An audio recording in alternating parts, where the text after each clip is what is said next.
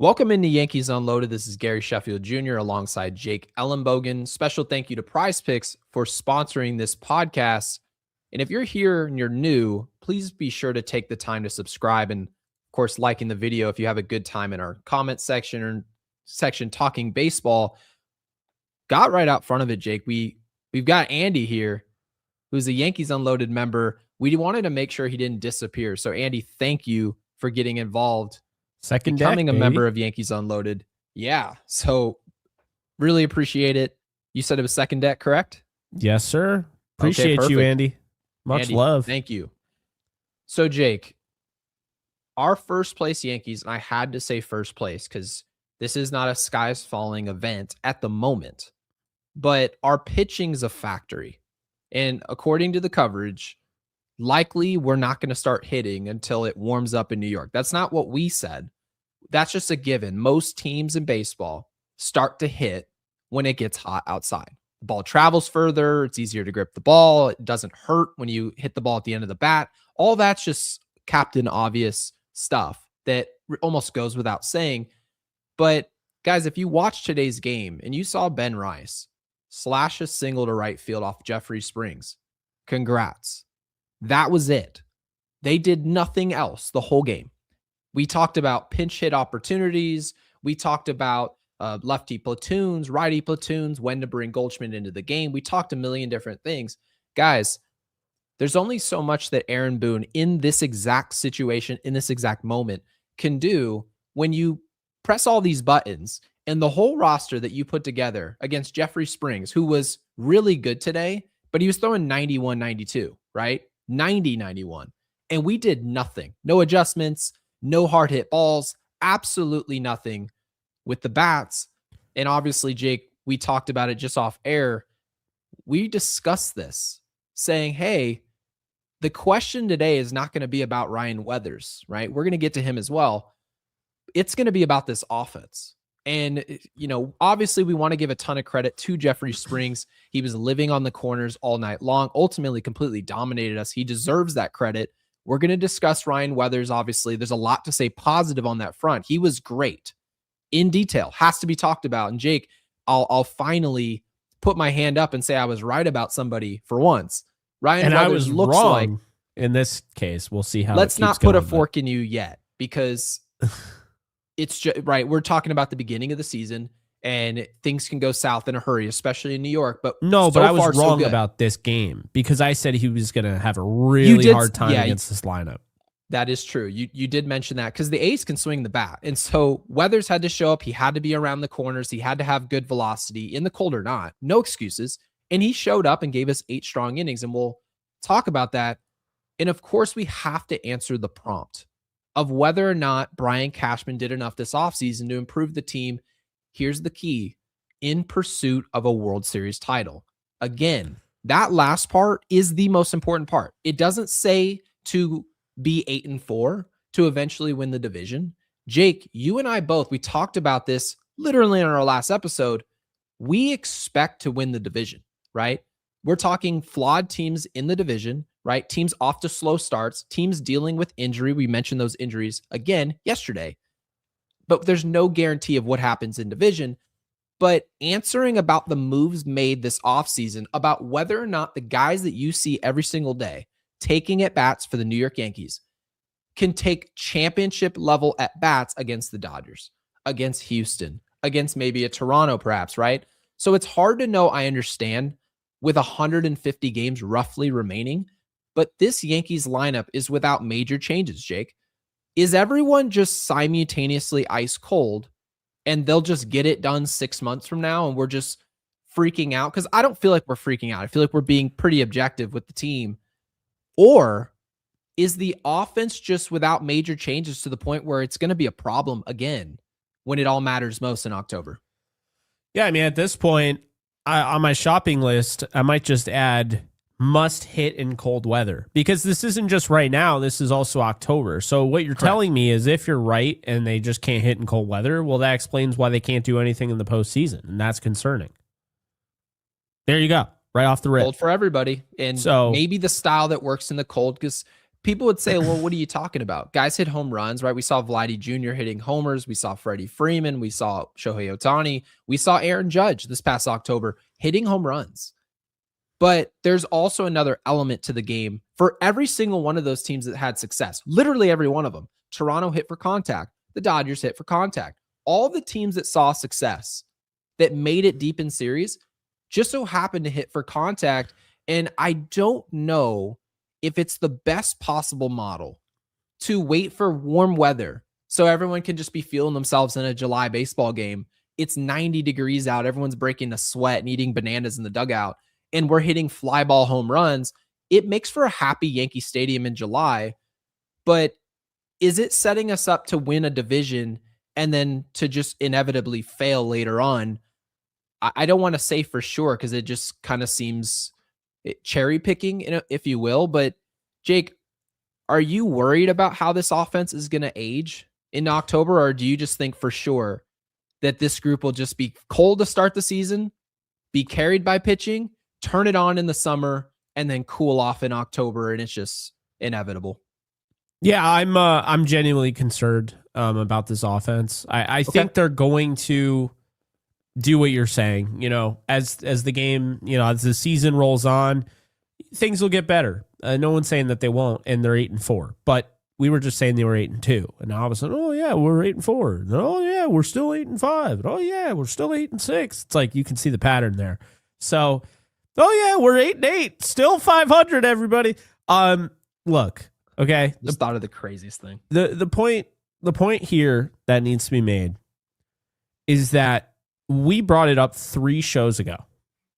I know the other shows are now just catching up and just reacting to today. Like this was the glass shatter moment.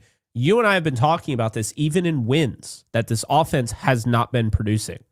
And I'm seeing it all over social media. Everyone, oh my God, they don't have an offense. It's like, where have you been? They haven't had an offense all year. And it's also without drastic changes. So what do you mean you're freaking out about the offense? We've been freaking out about the offense since opening day of last year. We loved the pitching staff. That was actually the gist. You've mentioned before, you're like, I think Matt Blake is easily the best guy on our staff. You've said that 1,000 times. Easily. By the way, you said that. You were like, I would even consider making him our manager. I was like, interesting. Shout out to Frankie's Too Loud. Did you see that I sent you? No. Oh my God. I'm going to mute it because I don't want there to be a copyright claim on our video. But because there's music. But I am going to show it. And this is what I've been talking about. The reason why I'm going to put this up on the screen is because I have literally mentioned this in so many shows, this exact graphic. And today he like reposted it. So this is the Yankees in a nutshell. Okay. Let's see here.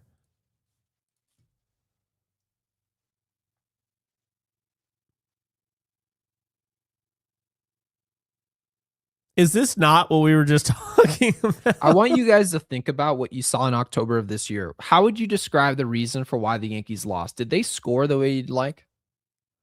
No. Did they pitch the way you'd like? Right? So to some level, when you look at the teams that ultimately win a championship, they almost exclusively, it's pretty difficult to go out and win a World Series when you don't hit. And Jake, it actually just dawned on me. Do you remember actually, it just so happens, and I'm not going to blame you if you don't remember it, but does it really like, does a bolt essentially go off in your head where you go, oh, we were hitting in that year's postseason? I wonder what the difference was. Do you remember actually the year where we hit? It was the 2020 postseason. Yeah. In the COVID shortened season. DJ LeMahieu. Giancarlo Stanton was going to break the all-time home run record, right? Mm-hmm. Giancarlo was going to break the all-time home run record. He wasn't good in the postseason, but we were eliminated, right, by Tampa that year. And Tampa goes on into the World Series to end up losing. Randy Arozarena ended up taking that crown. It's interesting that the Yankees finally hit that year, and we fell short of pitching, right? Davai Garcia takes the mound. And we just so happen to be playing baseball games in October in, wait for it, Jake, in the city where the best weather is in the United States of America, and that is San Diego, California. How interesting is that? The year where we said they finally showed up offensively. And we had to go hilarious. 6 years in the past. Boy. The year that they did show up offensively was when we played postseason baseball in San Diego. And I'm not taking it away from them because it's still baseball. You have to play. Yeah. But it goes to show you that power go. tends to play in warmer weather. And we had that year. But how can the team in LA play better in New York than the team in New York playing in New York? Well, they're not power hitters. They're contact hitters. You know, Shohei Ohtani hits for contact, right? Freddie Freeman hits for contact. He's going to be near 3,000 hits. Mookie Betts hits for contact, right? Kyle Tucker's a contact hitter, strikes out less than 100 times a year. So it's not going to be any question why those teams are better in October offensively. They just have different styles. We said Toronto would be better than us in October with the bats. That's the difference between the two teams. Yes, Rodon wasn't great. Yes, Fried wasn't great. But the reason those two weren't great was because the offense of the Toronto Blue Jays had another level they could reach. We couldn't reach there. That was a problem. Yeah. No, I completely get it. It's really frustrating to watch this because I would argue, because I know some people are going to say this was probably the best thing to happen because you got that, performance out of Ryan Weathers. This is the worst thing to happen. Ryan Weathers just had a sensational performance. Sensational. He was dominant. And he couldn't give up one run today without, losing the game. To me, this is not acceptable. This can't be acceptable. This can't be allowed to happen. Ben Rice is the only one who got a hit today. And looking at the lineup, you had 3 walks. So if you're not Giancarlo Stanton, Ahmed Rosario, who, by the way, Ahmed Rosario swings at everything. He understood. I'm going to give Ahmed Rosario a lot of credit. Didn't have a hit today. He found other ways to contribute. He got on base in what was a no-hitter twice. And he was the leadoff hitter. And Rosario is not a leadoff guy. So the fact that he just immediately adjusted, his approach was completely different. He's taking pitches that we saw him, show aggression with. I really liked what I saw out of him. Aside from that, that's where the bus stops. I mean, it was Ryan Weathers, Ahmed Rosario that I liked. Ryan McMahon now has a 069 nice average. There you go. I like how you had to get it out the way just because you already know someone in the comment section in their brain was like, oh, nice. Yeah. Yeah, it's not so fun anymore when the host is like, let me just vomit out nice. No, half a millisecond after I say it. Ryan McMahon, okay, he has 29 at-bats this year. No, false. That's not true because it's not updated for today. He has 32 at-bats this year. Guess how many hits he has, Gary? I'd guess he has 2. 2 hits. And it's 2 singles, obviously. His slugging is 2 the same singles. as his batting average. Now, say what you will. Yep. At least Ryan McMahon, he had 2 barrels today. Hit the ball hard. It doesn't matter. I don't care. I'm over him. I don't want him on this team any longer. I can't stand looking at him. I can't stand his face. I can't stand his number. I can't stand his stature. What's his number? I don't know. I can't stand it. That's all. Does he wear 19? I don't know what number he is. Yeah, 19. That's a terrible number. So it's 19. Okay. I don't like. No. The only one that ever made 19 look good, Johnny Unitas. It's fair.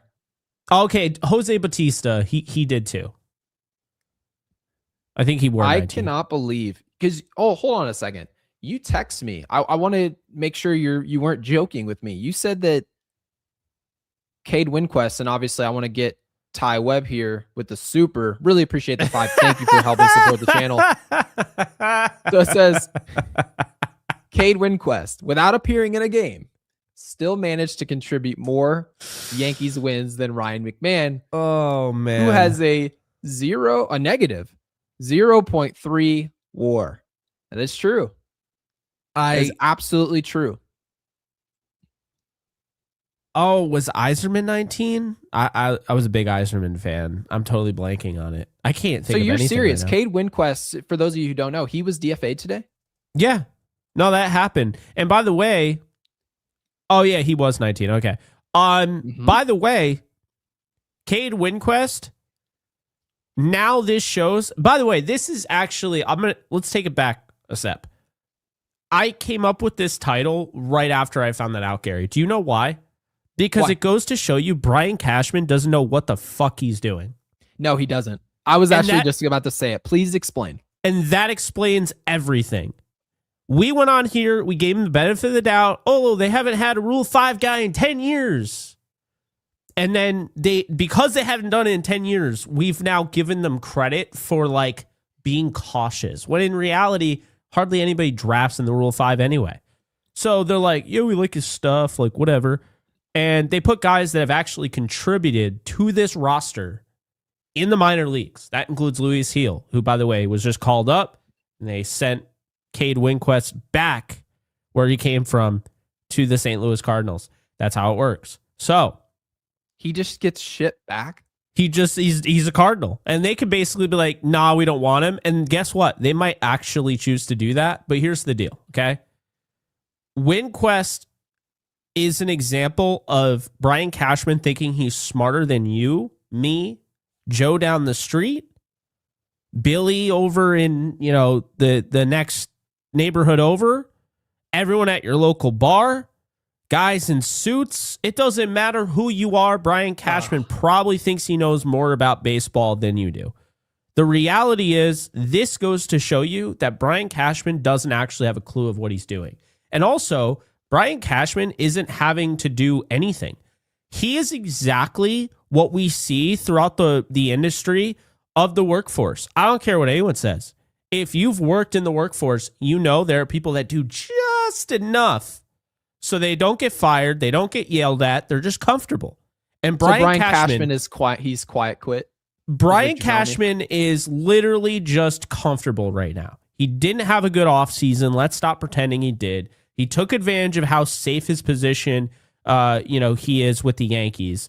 He completely failed to address, okay, this team was just in the World Series. Then the next year, we're a better roster, but we don't get as far. So instead of trying to get better, he was just like, let's bring back the same guys. And as you brought up before the show, Garrett Cole's coming back. That is lazy team building. And on top of that, this bullpen. Gary, you know as well as I do, you can't just keep doing this whole, we'll address the bullpen at the deadline. No, that means to me, you didn't do your job. That's what that means. And by the way, like as much as I like Bednar, have you seen Yohan Duran, who the Phillies got during the deadline? Like he's a long-term going to work out. Bednar still has his struggles. Like I like him and I think he's overused, but I don't think he's absolutely shut down. I think there are a lot of times where I'm sitting there like, why are runners on? I mean, we made Bednar is a good pitcher. He's very good. There's a difference between being really good and being a shutdown closer. He's not a shutdown closer. Of course, there's no Mariano Rivera. Yeah. But you wouldn't be like, oh, that guy's really good. He's almost like Mariano Rivera. No, you could be very good and you're not elite. We don't have an elite closer. We have a guy who can get the job done, right? Now, having said that, I want to bring something to the surface here about Cade Winquest, just so people understand exactly what happened here, like to a T. The season started in Brian Cashman, and not just he, but Jake, myself, most people in our audience said, yeah, we're probably sitting pretty with our rotation. As far as regular season baseball goes, regular season ball, and especially as the season started, what did they tell us, Jake? We were going to be on a pitch count, right? That was the storyline. We have guys, right? You're talking about young pitchers in Cam Schlittler. You're talking about Max Fried. We're not going to blow past 75 pitches. No, it'd be insane. Why? Because they said because it was March. Because it was early April. Made a lot of sense. Now, here's where that doesn't make sense. Not those pitch counts, but the way the roster is constructed. Cade Winquest was on this roster to be a depth piece. Now, you throw him in the bullpen, and the only reason you would have him there is if the bullpen, theoretically, was overused because guys are on pitch counts, and that bullpen had to be worked more often. That's the situation where the bullpen depth should be exercised. Guys like Cade Winquest, who were on there because of a Rule 5 pickup, they should have been utilized. We were down 8-2 this season before. We were up 5 runs before. We were in 1-0 games with an exhausted bullpen, high leverage guys, Doval, right? Bednar, 40 pitches, Hill, multiple innings, and they still chose not to use Cade Winquest. So what does this prove? This proves that Cade Winquest was to be utilized never, and he was just there and they had no explanation for why he was there. That is poor general managing. That's your whole job, is to understand, hey, you're going to be on this team and people may not love the fact that you're here, but we as an organization have made a decision that if we get into this specific scenario, your number will be called. And we got into each and every scenario possible. We've gotten off to a hot start. The offense couldn't score. Guys are exhausted in our bullpen. Guys are on pitch counts in our rotation. And they still never called Cade Winquest's number, to the point where they DFA'd him and sent him back to another team. Complete joke of a decision from Brian Cashman that people will get upset at us for even mentioning, because the team's 8-4. If we continue, they were getting mad and not call out problems because of our record, we'll never mention problems. We'll essentially just be sitting high and pretty about this organization until October and be like, wow, what a surprise. They weren't prepared. They've shown us all along they're not prepared to do this task. Yeah, I mean, they were getting mad at us beforehand. You know, I'm not saying like our group, our people, Of course. But yeah, you had the stragglers after the fact that watched it and were like, the people that just automatically just call you a trust fund kid, don't know anything about you, those type of people. And I guess then they don't really matter. But yeah, they were just like, I can't believe you're complaining about this. No, honestly, here's what Brian Cashman's done, by the way. Okay? Because I'm going to bring up another thing. I said this trade sucked, and I knew it sucked when they made it. I don't care what ends up happening. I know I'm right. Trading TJ Rumfield for Angel Shavili, okay? Okay. He sucks. He's not in the majors, and he didn't look good in spring training. Another bad move by Cashman. TJ Rumfield, he's hitting .368. He has 14 hits and 38 at-bats in Colorado. So, I mean, this is what they do. And then we're supposed to sit there and be like, yeah, Cashman does a really nice job working within the margins. Okay, well, he also does a terrible job everywhere else. That's just kind of my takeaway. We have to be honest with ourselves. When you have an organization like the New York Yankees, you're not required to spend tons of money. I was thinking about it in terms of this, right? There was an interesting thing that was brought up by, I believe, Kevin Wildes today. And it was an NFL thing. Okay, it was an NFL post. And so I thought about it. And he was like, if you had to put your life savings, and you get 5 NFL teams, and you get 5 years, and one of these teams has to win the Super Bowl, right? Who are those 5 teams? And I included the Kansas City Chiefs because of Patrick Mahomes. Okay. Do I think the Chiefs are that good? No, I don't. And Andy Reid's probably not going to be the head coach after the first year. He'll probably retire next year. The point of bringing that up is that the Yankees, everyone knows, because they automatically come with a $300 million payroll, anyone can general manage the Yankees.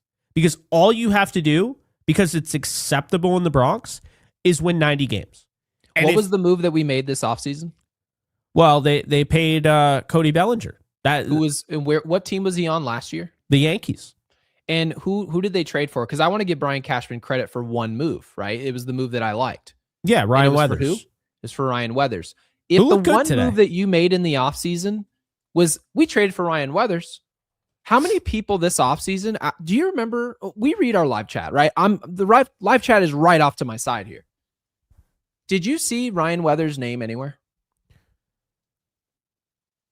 What do you mean? Was anyone clamoring for trading for Ryan Weathers? No. I think people liked it after the fact, but I don't think anybody was clamoring for it. Right. So essentially speaking, you can say, oh man, we lost to the Jays, who were inches away from winning the World Series, right? If Isaiah Kiner-Falefa wore a size 15 shoe, they win the World Series. So we weren't close. We just got our ass handed to us in the postseason. Mm-hmm. And you go, the offense was a no-show. We couldn't get any outs. Starting rotation was dismal. Rodon was terrible. There was no Garrett Cole to be found, right? Fried was hurt and not pitching well. And you're just like, hey, this is not working. And the answer, they're like, so what do you plan on doing to make this go the right direction? They're like, we couldn't hit and we couldn't get any outs. I think what I'm going to do is exercise my patience and just let the guy that we used to consider our ace come back in his age 35 season and see if he plugs the hole for me. Oh, and then I'll make a trade for Ryan Weathers, who's considered a depth piece, right? Because you wouldn't say Ryan Weathers is a better pitcher still than probably Max Fried, Cam Schlittler, Garrett Cole. So this is a depth decision from the Yankees. I didn't even want Weathers, so yeah. They essentially said, we're going to acquire depth in our rotation, and we're going to hope Garrett Cole solves the problem in our rotation when he comes back from Tommy John surgery. And our offense, we're not going to change it at all. We're just going to hope that because there's more depth in terms of Rosario and Caballero, we can sit down a Volpe, right? And so Volpe was horrendous the whole year.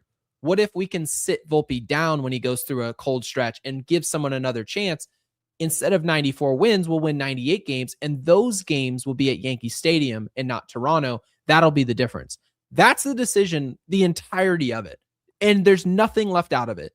The Yankees didn't do anything else after that. Devin Williams, for whatever it's worth, Jake, you and I were like, I'm actually impressed with what Devin Williams is doing down the stretch. He was horrible at the beginning of the year, lost his job, and they were like, okay, we like our bullpen, but we're going to make 4 trades and revamp the whole bullpen. So completely just didn't make any sense of what they were explaining to us. But now that we go into the offseason, you were just mentioning Brian Cashman has the easiest job in the world. When you spend $300 million and you don't spend it well, it leads to a high floor and a low ceiling. That's what we're looking at. And it sucks because when you mention that something needs to be changed, that doesn't mean just light it on fire and it's just garbage. We expect to win the division. That's not what we're expecting. We're assuming that our expectations to win the World Series. So it frustrates us seeing a team make such little changes when, to be honest with you, Jake, I was just looking at the standings saying, who's going to be considered contenders this year? I looked at the win-loss column and I was like, man, there are a lot of mediocre teams. It's just not a good. Yeah, the league is not great right now. And to be as conservative as we've been to improve this team is just, it's not surprising, but it's just disappointing. We said this the World Series here. This is literally what I've been saying. We are in the weakest era of baseball. And this is your opportunity. I don't care that the Dodgers are expected to win. Well, go out there and you think it's a crapshoot? There you go. Go in and win one. Like, it's hard, like, to do a freaking three-peat. Are you kidding me? And all the injuries they've had, they still found a way to win last year. But that was close. Wasn't a guarantee.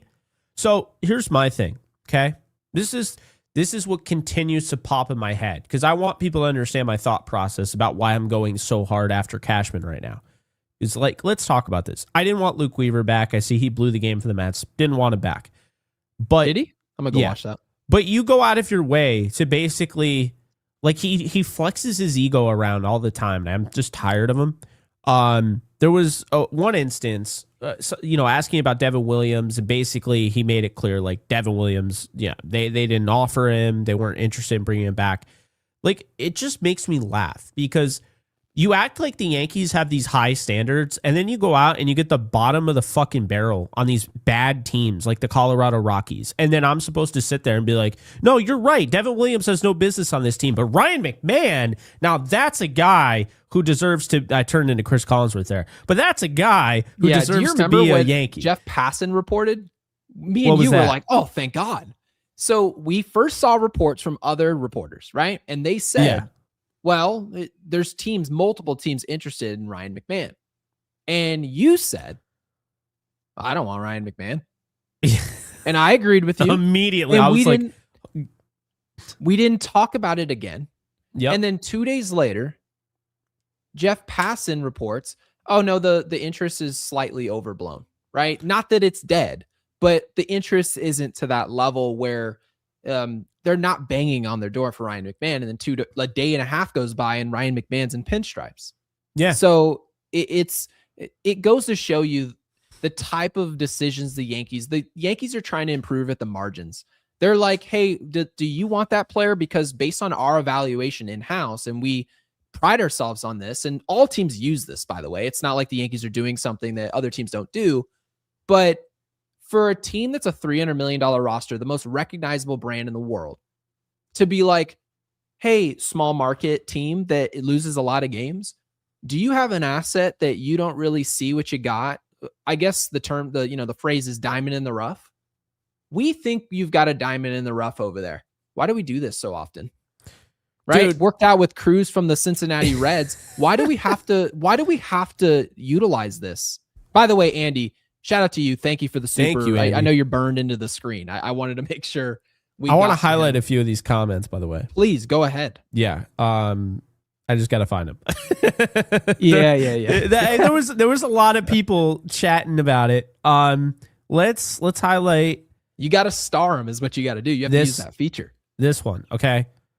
Love that pickup. Oh my God. For Seattle, it's great. So of course it's Toronto. Toronto's great. Toronto's fantastic. I am going to bring this up because you and I talked ad nauseum about acquiring Brendan Donovan, why it made so much sense. He can play third, he can play second. He's a contact hitter, makes you just a better overall team. They decided not to go that route. Fine, okay? It's a trade. No big deal. Why, in God's name, is Bregman not a Yankee? And understand what I'm saying when I say this. I'm giving you the benefit of the doubt. You didn't want to make a big trade. You didn't want to give up top prospects because they gave up Chant G or whatever, the ambidextrous pitcher, top prospect. So he's on the Cardinals now. Let's just give the Yankees the benefit of the doubt. They didn't want to give up, say, LeGrand for Brendan Donovan, right? Fine. Well, you could have signed Alex Bregman, not just this year, but also last year. You let him go to the Red Sox. And the reason why I bring this up is because, Gary, how much did Alex Bregman just make per year? Do you know? It's probably somewhere in the high 20s. Just a guess. I don't remember the final number. It's around 30 million, right? I'm going to look it up right now. It has to be close to that. Yeah. Okay. His AAV in 2026 is $35 million. So here's the funny thing. The Yankees could almost pay him that this year with the amount of money that they have spent on DJ LeMahieu's contract this year and Ryan McMahon's. Did you know that? Did you think about it like that? Because this is how I think about it. I mean, no, but at the same time, in our last episode, I actually mentioned impatience, right? That's the term I use. Yeah. And it's easy to say that in hindsight because you have to keep in mind, the Yankees had no one at third base worth a damn. Nothing. And everyone said, well, you need to plug that hole because we can't be a contender with a 0 at third base. So Brian Cashman had a decision to make. I'm going to go look around the market and see what's out there. Doesn't land anything, right? He says, I'm going to call. They say we pay the Yankees tax. Nobody wants to trade any talent to the Yankees. I don't believe it. I know you've kind of talked about that the opposite direction. Totally fine by me. I don't operate under any excuses for the Yankees not getting these trades done the way they need to. However, the Yankees said, and Brian Cashman, in my opinion, he has a case, okay? And I want to explain it. He said the issue with third base for the Yankees is defense, right? That was the narrative. We can't play defense. Eugenio Suarez out of Arizona at the time was available. And of course, Ryan McMahon was available, right? Your guy who they wanted, and the name eludes me. Who was it again that you wanted? Oh, I wanted Brian Hayes. Right? But I mean, Brian Hayes. I wanted Alex Bregman, who, by the way, was available in the offseason. So these are holes that Cashman but that's made. the problem, though, is the timeline of what you're saying doesn't make sense for the Yankees. And I'm not saying that it wasn't the right move to go with Bregman. The issue with it is that the only way that the Yankees would have been able to go to get Bregman is if they said, we're not going to improve at third base. Because we traded for Ryan McMahon. You and I both said, this is a terrible trade. This makes no sense. But the issue was, even if they went and got a Brian, you could probably say that the Yankees probably should have signed a player with a less of potential to bust out offensively and just be, because Ryan McMahon was brought here. The Yankees truly thought they had something, not just a glove. They thought they could fix the bat. They brought him here, and the bat was such a net negative, and it was so financially daunting. $16 million a year last year, this year, and next year. It was too expensive for Brian Cashman under his budget to turn and now spend on Alex Bregman. So that's how we end up where we end up, is that the Yankees basically float around the margins and just barely take themselves out of the market for the big fish. They did this with Bryce Harper. They did this with Manny Machado, all in a matter of spending just too soon. And that's part of Brian Cashman's job, right? You look at teams around the league, Jake, to my final point, teams like the Los Angeles Dodgers say, we're gonna let Cody Bellinger, who we drafted out of the 5th round, he's a good player. He's dealing with nagging shoulder injuries. His exit velocity is not great. His bat speed's not great. We're gonna let the former MVP go. Sucks to see it. They didn't just let him go for no reason. No, they let him go because they were intent on making a trade with the Boston Red Sox, right? Going to make trades and bring in talent like Freddie Freeman. They had moves that they planned on making in the future. They were waiting on Shohei Ohtani. The Yankees, on the other hand, will hit the nail in halfway, and then you'll look around and be like, hey, man, build me a house. They're like, sorry, I couldn't. I started over here. This sucks. We are sitting with Ryan McMahon, who is highly paid on this organization. This team isn't bad offensively because of Ryan McMahon. He's just not part of the solution. He's just part of the problem. And the main problem is our inability to allocate funds to position players. It's not good. And ultimately, it leads to an offense that you just wake up every day and say, what's the weather? And you hope it's 84 in New York. And then guys can hit fly ball home runs. And then the second it cools down, you're like, well, there goes our offense. We're no longer a threat. And this is why teams across baseball don't respect the New York Yankees when it all matters most. We have proven we can't score against the game's best pitching and in tough weather to play. So not much to be hopeful for, except for our bottom line is very high. We're probably going to win over 90 games. We're most likely all going to forget about this and just be hoping for the best in game 1 of the division series. So that, Jake, is the positive of all this.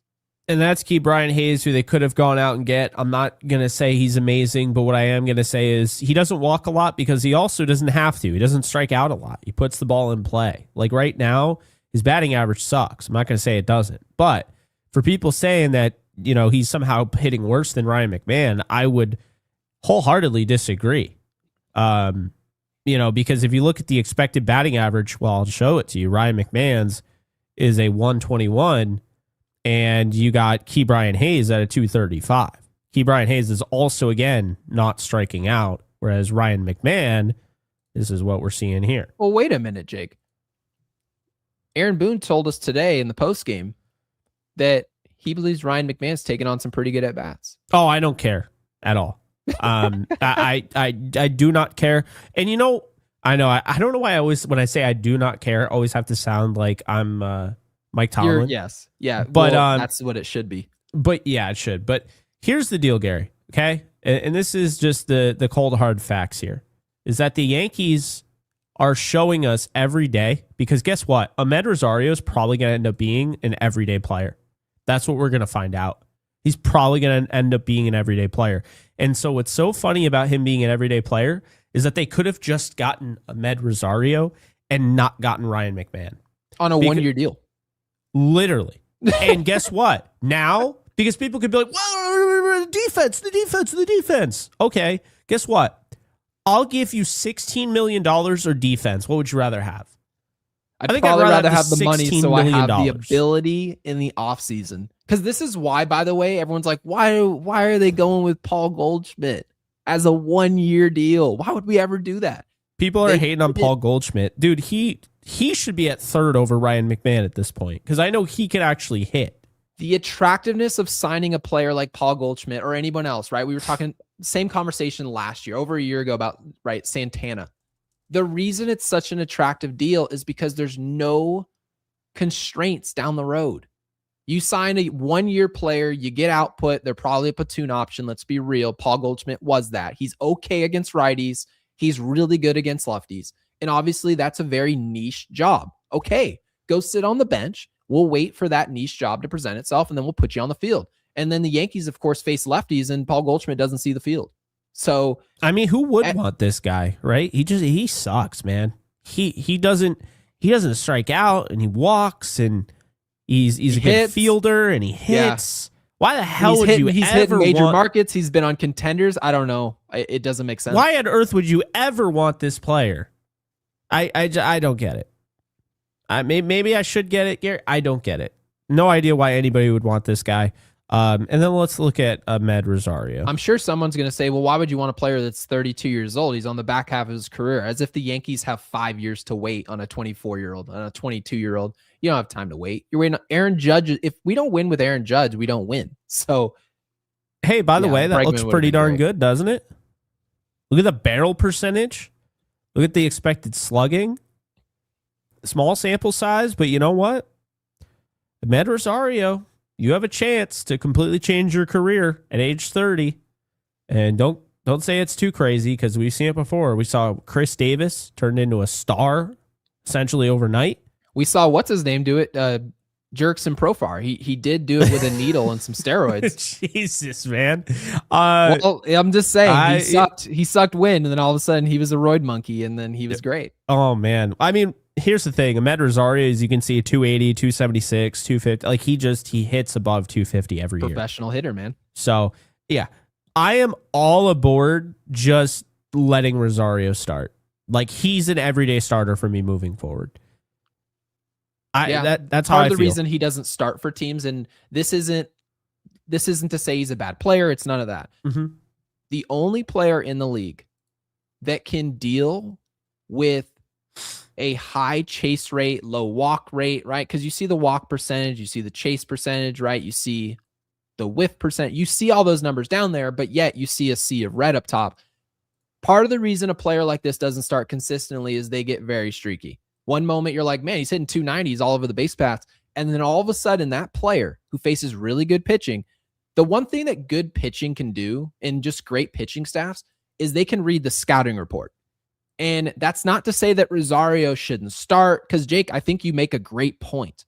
But when you put a guy like Rosario out there and it lasts longer than it should, you're going to get the ebbs and flows offensively more than a traditional contact hitter, because a guy like Arias has historically great contact.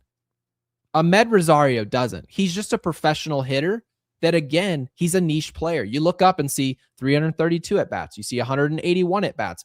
Now this year, you see 19 plate appearances. He's a part-time player, and the Yankees, because of their roster construction, are almost forced, Jake, to your point, for Med Rosario to start for this team. Yeah. And you're right. He should start for this team. Absolutely. It just bothers me. So we've now figured out he should start for this team, but you could have just saved yourself the headache and just gotten him even the year before when I was saying to get him. Maybe who knows what happens, right? So yeah, I'm kind of just fed up at this point when it comes with Brian Cashman. I just don't think he knows what's best for this team. I think he's way too comfortable. When you get too comfortable, you don't feel like you have to be aggressive at all, and you feel like you're doing just fine. You don't change. So, not a fan of it at all. I will say, though, one thing that's to our benefit here, and this could play out in a positive for the Yankees, and I would love it, because I want to give something positive. I want to offer something positive to the podcast here, is that the AL is not in a very good spot right now. And of course, the weather's cold around the league, right? I'm not sure how everyone doesn't have a dome at this point, but no one's really hitting. Like, batting averages are down even further than they've ever been, right? And people have said it's the weather. They said pitching's ahead. Okay. But we're going to start to see who the contenders are. As of now, it looks like there's a ton of flawed teams in the sport. Houston can't get an out, but they can't stop hitting. right? The A's, Jake, you introduced it. You said, yeah, the A's can hit, man. They just have a terrible bullpen.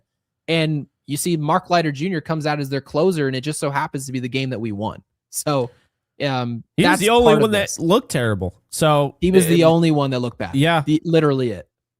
Poor guy. I know. Jersey Girl with the 5. We really appreciate the support. Thank you for the 5. Says, so sick of this shit. Sorry, Mom. Says, promote the young guns.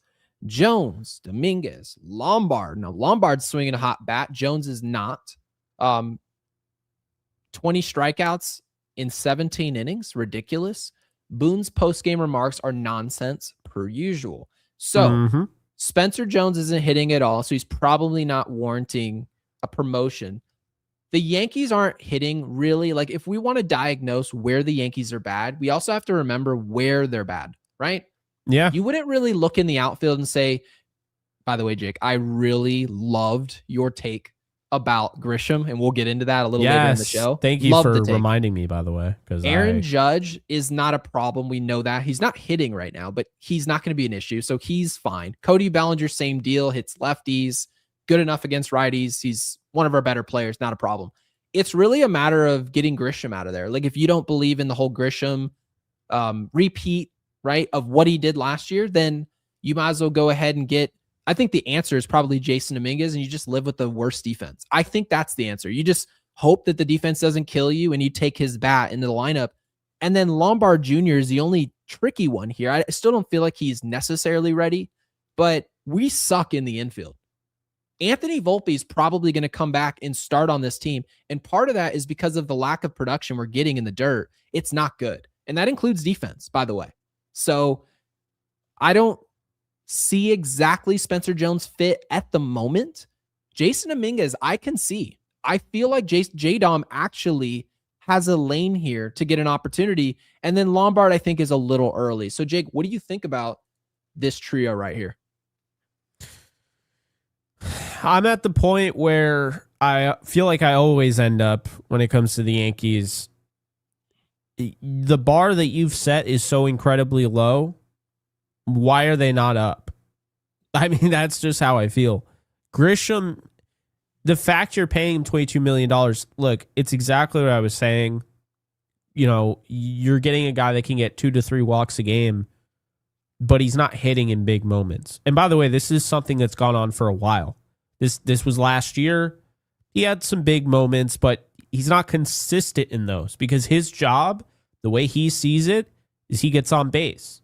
He increases that on base percentage. He brings up Aaron Judge. Good job. But in the ninth inning, I need you to come through.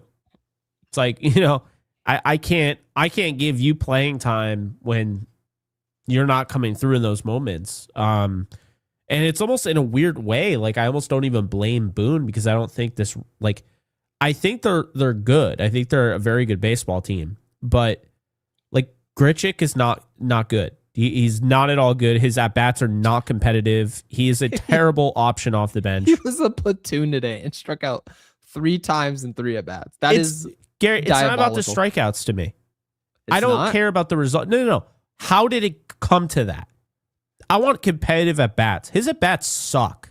Like, what was it when you have like the power swing and you swing too early? They do that weird animation that looks ridiculous. Yeah, it looks stupid. In MLB the show, I see what you're saying. So you're kind of talking about the process. I'm thinking result wise, but I mean results matter. Don't get me wrong, but his process, I hate watching his at bats. Also, he wears his socks above his knee. That's an issue to me as well. But it looks really dumb. It looks terrible, but it looks good on Tatis Jr. But I mean, he's also not Fernando Tatis Jr.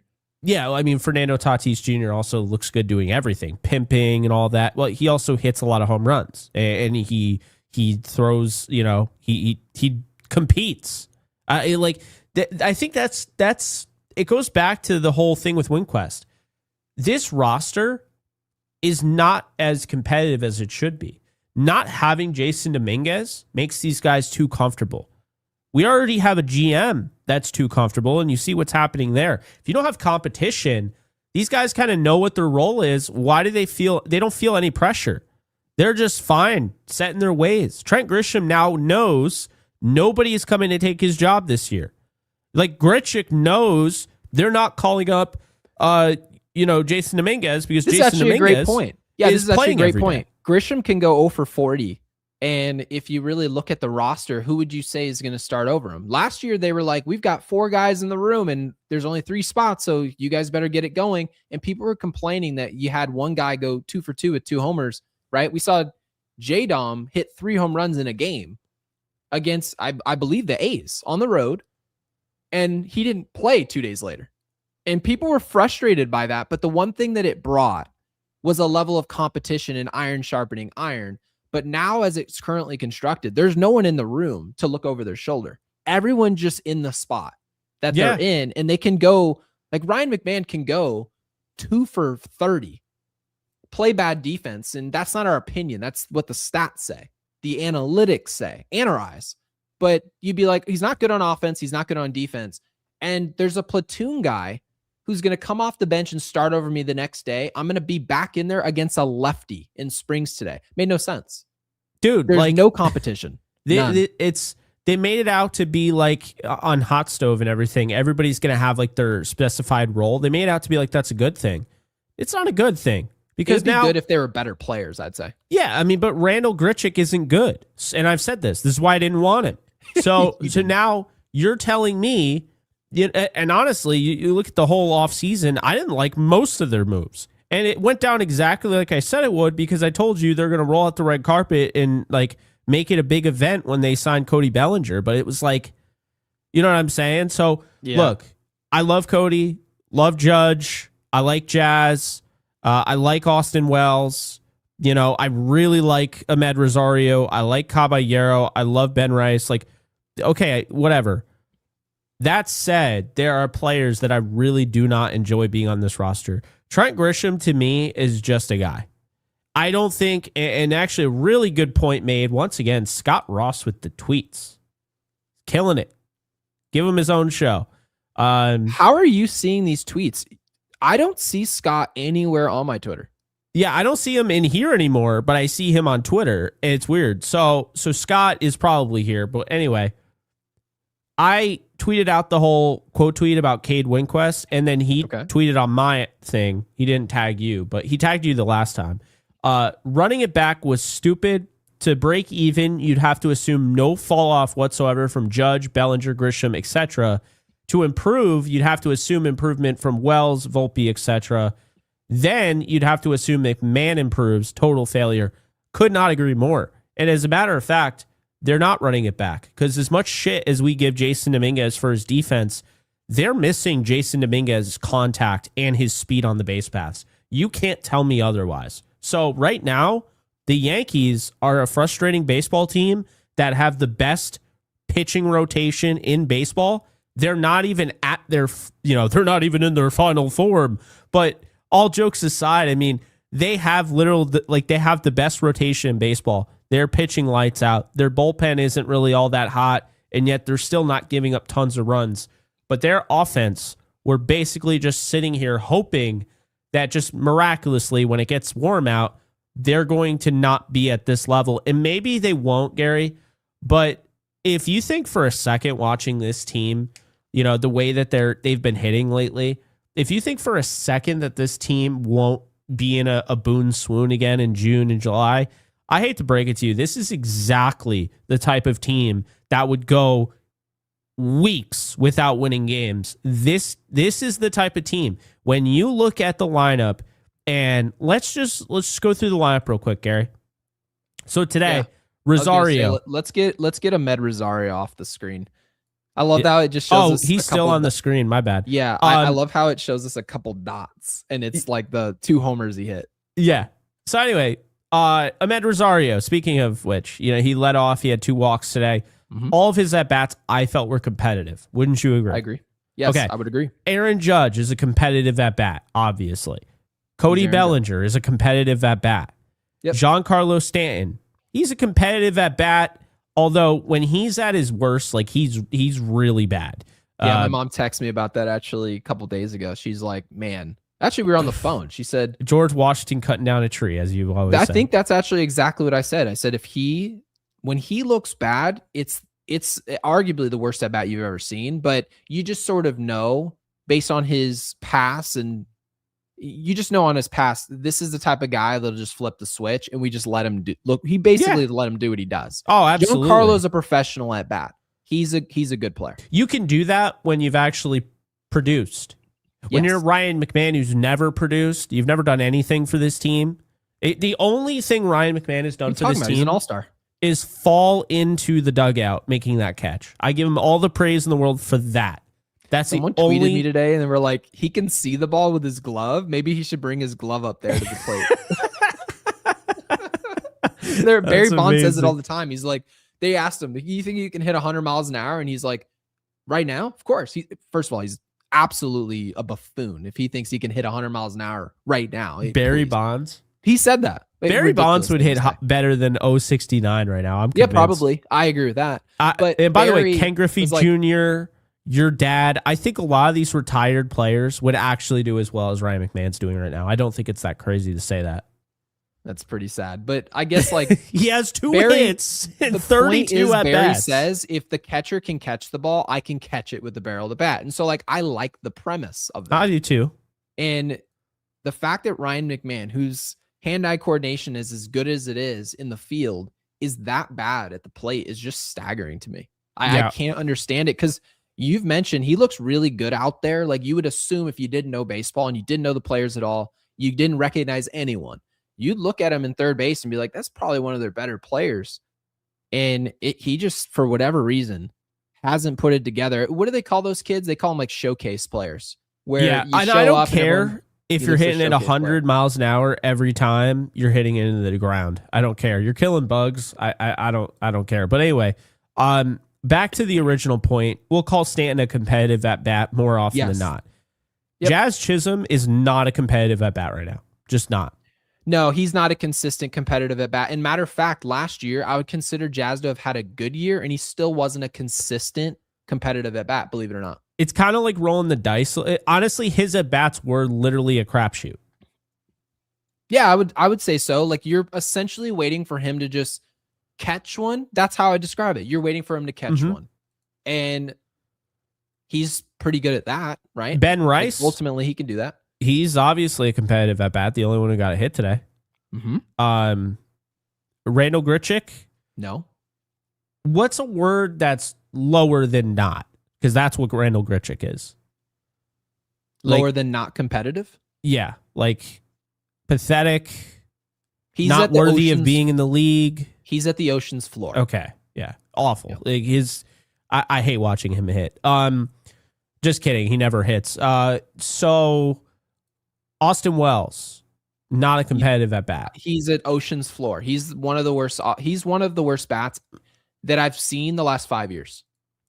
Jose Caballero, not a competitive at bat. We like him, not a competitive at bat. Yeah, right now he's not competitive, but at least I've seen him be competitive in recent history.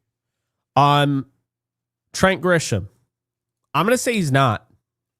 I'll say he is in innings 1 through 6 because he's trying to walk. That's fair. Or he's trying to walk or get ahead in counts 2-0, 3-1 so he can try to hit a home run, right? Same approach he had last year. But late in games when we're not scoring, we're essentially asking the top of our lineup to get rally started. And being real, Jake, to your point, this is my favorite point of our whole show in all the years in here. You mentioned that's not the job to just get on first base and then pass the baton when we're trying to go out there and not put a rally together, but we're asking the top of the lineup to basically be the juggernauts. You don't want your leadoff guy who's like, I'm trying to get to first any means necessary. It's like, we also want you to hit. So when runners are on second and third, Gary, how many runs do you score if you walk? Well, 0. Oh, really? Yeah. So you're saying like if you hit it into the gap, you would actually score runs? Yeah, but then if you walk, then Aaron Judge gets to do it. Yeah, but then that's essentially what he's trying to do. Now I have to give you credit because you just passed the baton to Aaron Judge. That's what we're trying to do. And by the way, guess what? Do you know why he walks so much? Because he hits in front of Judge. I feel like the reason he walks so much, he doesn't really swing that often, if we're being honest. He doesn't really swing the bat a ton. And by the way, that's I don't hate Grisham, by the way. I somewhat like the guy. I just think he's honestly kind of like Aaron Hicks to me. Actually, that doesn't make any sense because I couldn't stand Aaron Hicks. So I don't know. Believe it or not, like his Grisham. Approach reminds me a lot, and I don't mean to compare Raul players Ibanez because it's no, because that's how I see him. He's Raul Ibanez to me. Oh, Raul Ibanez, yeah, he is Raul Ibanez. He's literally Raul Ibanez. How have you not noticed this, bro? The swing. Bro, he's gonna have a home run. Ibanez. That's exactly who he is. He's gonna have a home run. Okay, he is gonna have a home run in the postseason because he did nothing last postseason, so he better. And it's gonna be like a Raul Ibanez moment. I swear to God, he'll be like 0 for 14 on the series. Yeah, and then he'll go like lefty on lefty. They'll leave the guy on the bench, and he'll just pimp a homer off the pole or something, like Aaron Hicks moment. Yeah, it's dude. Going to be his Raul Ibanez. I cannot believe you said Raul Ibanez. That is so funny. He's exactly so accurate though. Like yeah. You can't unsee it. Every time he goes to the plate, by the way, when you realize he's Raul Ibanez, you just see Raul Ibanez. I haven't seen Trent Grisham's actual face at the plate in like a year. I just see Raul Ibanez. His hair, by the way, is just a barnyard explosion. Can you believe it? The only thing worse is what was it? Antonio Brown having the Lego head. Lego head. He had the leg, like the dot, like how the connector of the Lego. Like he had the people literally were making the jokes of you could plug him into a charger. Didn't see it. You didn't see that? No. I honestly believe Trent Grisham has the worst haircut I have ever seen. He should just be bald and he'd look fine. Yeah. Well. Anyway, enough about his hair. This isn't TMZ. I'll just tell you he looks like Raul Ibanez. Just straight up swinging the bat. Like, let me get this last comparison on. And my bad. We still have somebody else in the lineup. Ryan McMahon. Is he a competitive at bat or no? Next question. So here's my point. Is Jason Dominguez a competitive at bat? Against right-handed pitching, yes. Interesting. Gary, how about this? Is Jason Dominguez a player that's ever mentioned in trades anymore? No, he's considered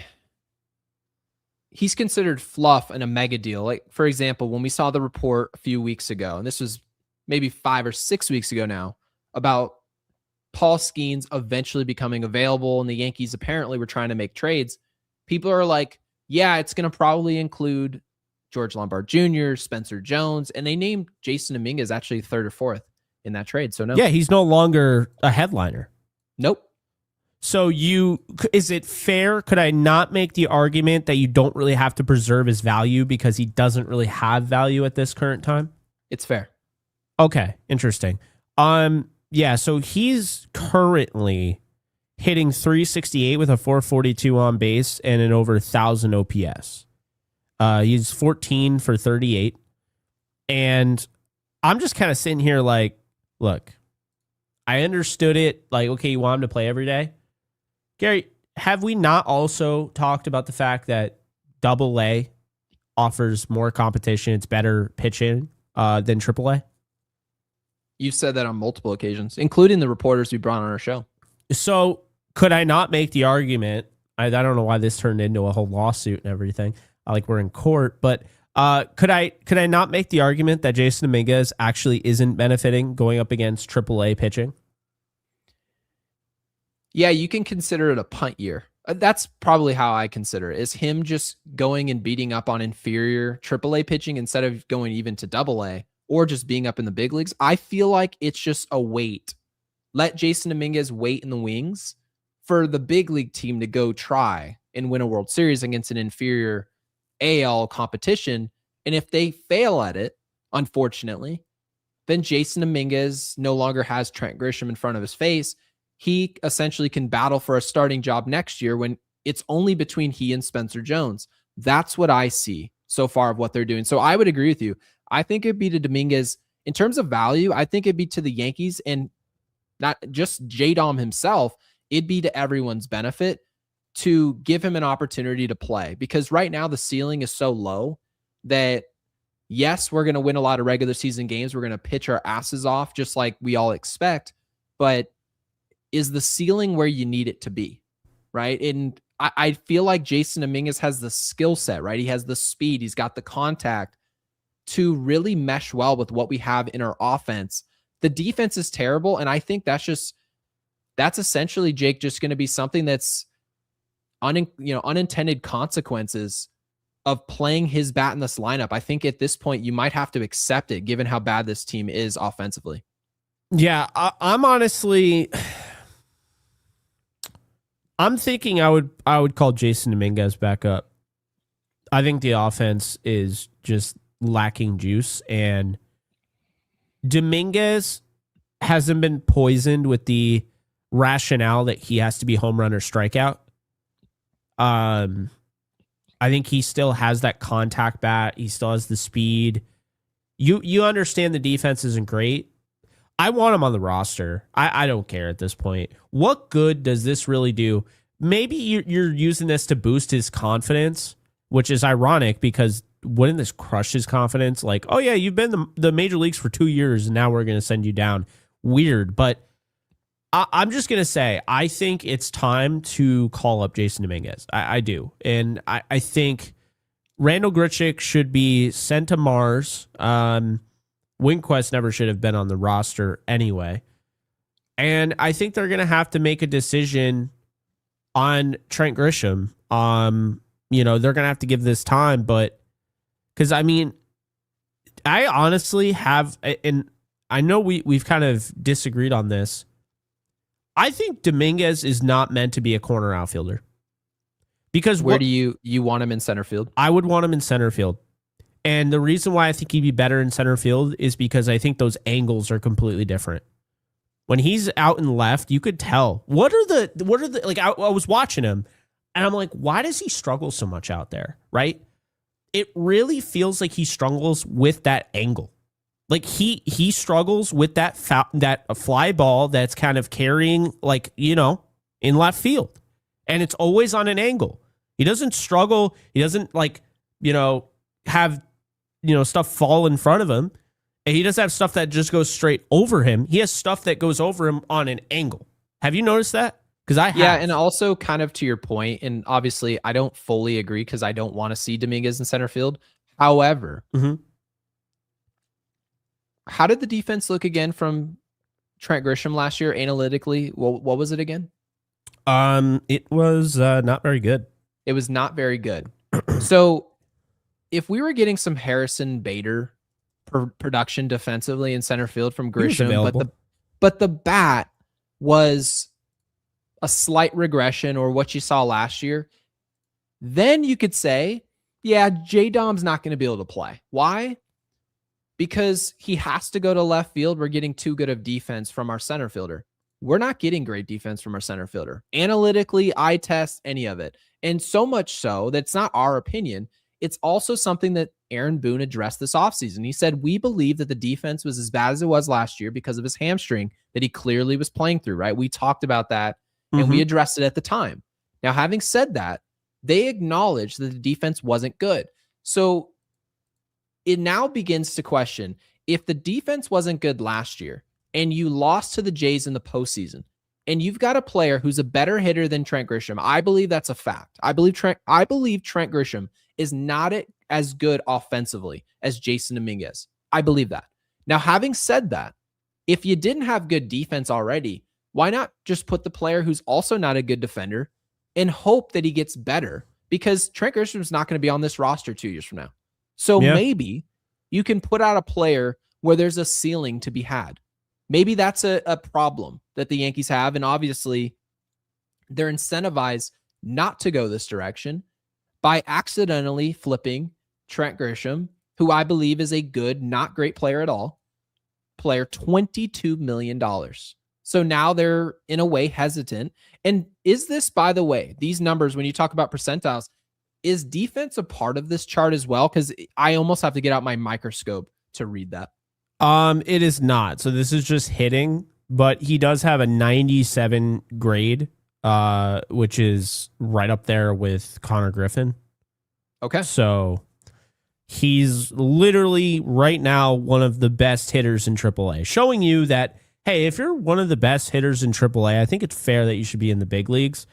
And there are just guys like, I mean, Grichuk, I'm not going to sit here and act like he was never an MLB player. He used to be a serviceable player. He used to be actually pretty good. He was athletic, right? Like now he's at the end of his career. He's just, no, like stop trying to make Randall Grichuk a thing. But Jason Dominguez should be on this team. I'm honestly mad at myself for just being okay with that. Like initially I'm okay. I'm not okay because I constantly see him hitting and now I have to just pretend like, he can't make an impact. I don't know. It's a little ridiculous to me. I understand, good problem to have, got like to the point where we were just losing our minds last year, Gary, but we've totally lost the plot. Like, you know what I mean? We've totally lost the plot. I would agree with you. I do want to get to our super chat real quick. Yeah. I really agree with this premise, by the way, that Jason Dominguez is just garbage defensively in left field. And I don't think that he's going to become in left field from garbage to serviceable. So I'm willing to take the chance. Take the chance. I don't believe it's correct, but I would be willing to take the chance in center field to hope that you can salvage value there and actually make something of this because the Yankees don't have a long-term option out there in center.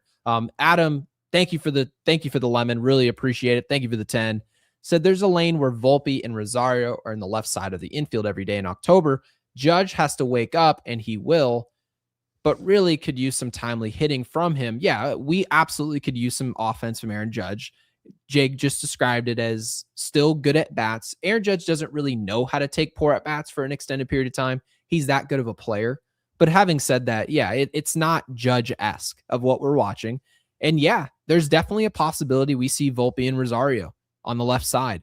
That is not a great postseason infield, kind of to our point.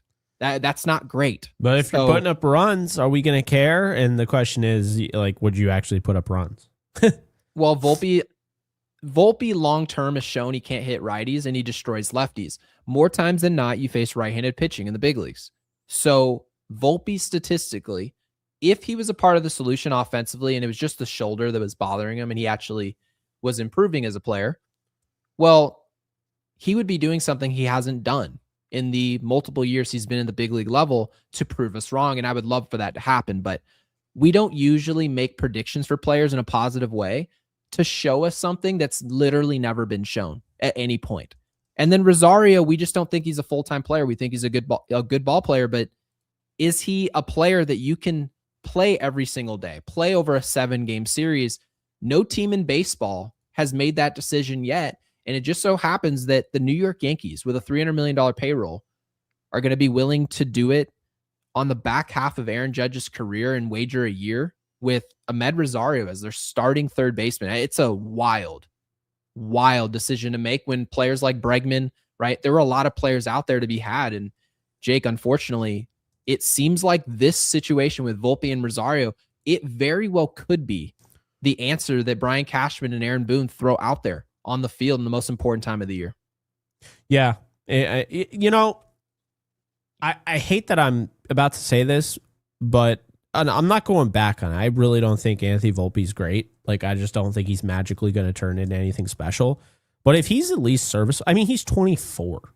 If he's at least serviceable, like let's say the OPS is, let's say at best he gets up to 750. That'd be huge. Well, what's the highest his ops has ever been in any season? Is it 700? I think. I'd like to see it. So, nope, 666 is rookie year. Sure. So 663 last year. So it's like, yeah, if Anthony Volpe can turn eventually into a player that we've never seen before, all of us in the comments would be okay with it. That's not even like a lot, though. So, like, basically what I'm asking from him is really just to hit 700 OPS, have an on base that's 300. He's never done that. He's been close. He's never done that. And just hit 240. It's Yeah, not. the problem is that that's a serviceable baseball player, but you can't win a World Series like that. That's the problem. Is that the ceiling is too low on that, and you can't have holes where a guy's like, "Oh, he's a league average hitter." Well, league average hitters are outs in October.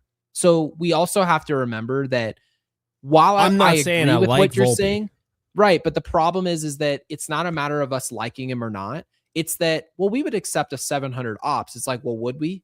Because if we had a guy with a 700 ops, you know who will have a 700 ops this year? Trent Grisham. I guarantee you. I guarantee, as bad as Trent Grisham may look now, as much as people may want to see Jason Dominguez, I guarantee you, Trent Grisham, he won't have as good of a year as he did last year, but his ops will be 700 because he takes walks. That's why. So I wouldn't accept it. I think it'd be good for his career personally, but to say that I would accept a player with an ops of 700 starting shortstop of the New York Yankees, I would not accept that. I think that is mediocre. Understand. I'm not saying like it's what I want, but also realize that what's our choice? This all goes back to the prompt. This all goes back to the original point that Brian Cashman is just on autopilot. He's not going to stress anything he has to do. If it's a pain in the ass of a trade to make, if he has to take a long time and really put it together, he's not doing that. He's doing the trades that he feels he's going to win or marginally lose. So he's not. That's why, like the Paul Skeens thing, really thinking about it, I don't think Cashman has the balls to ever make a trade like that. Think about the Juan Soto move. He made that in the winter, right? That wasn't even that much to give up. No, it was a rental. It was a rental deal. That's why we acquired him. Yeah. Like, that's the thing. Like, so he's going to acquire Skeens, pre-arbitration Skeens? No, that's, I'm out on that. Not saying that I would be out on it, but he's not going to do that. By the way, George Lombard Jr. is on our screen. Love that you put this on there, by the way. What was the big thing that we said George Lombard Jr. needs to do to play? Hit. And now he's hitting. How old is he? Is he 21? He is 20. He's 20 years old. Is he he's an adult, right? Yeah, like you would consider a 20-year-old an adult. Adults are 18 years old. Yeah.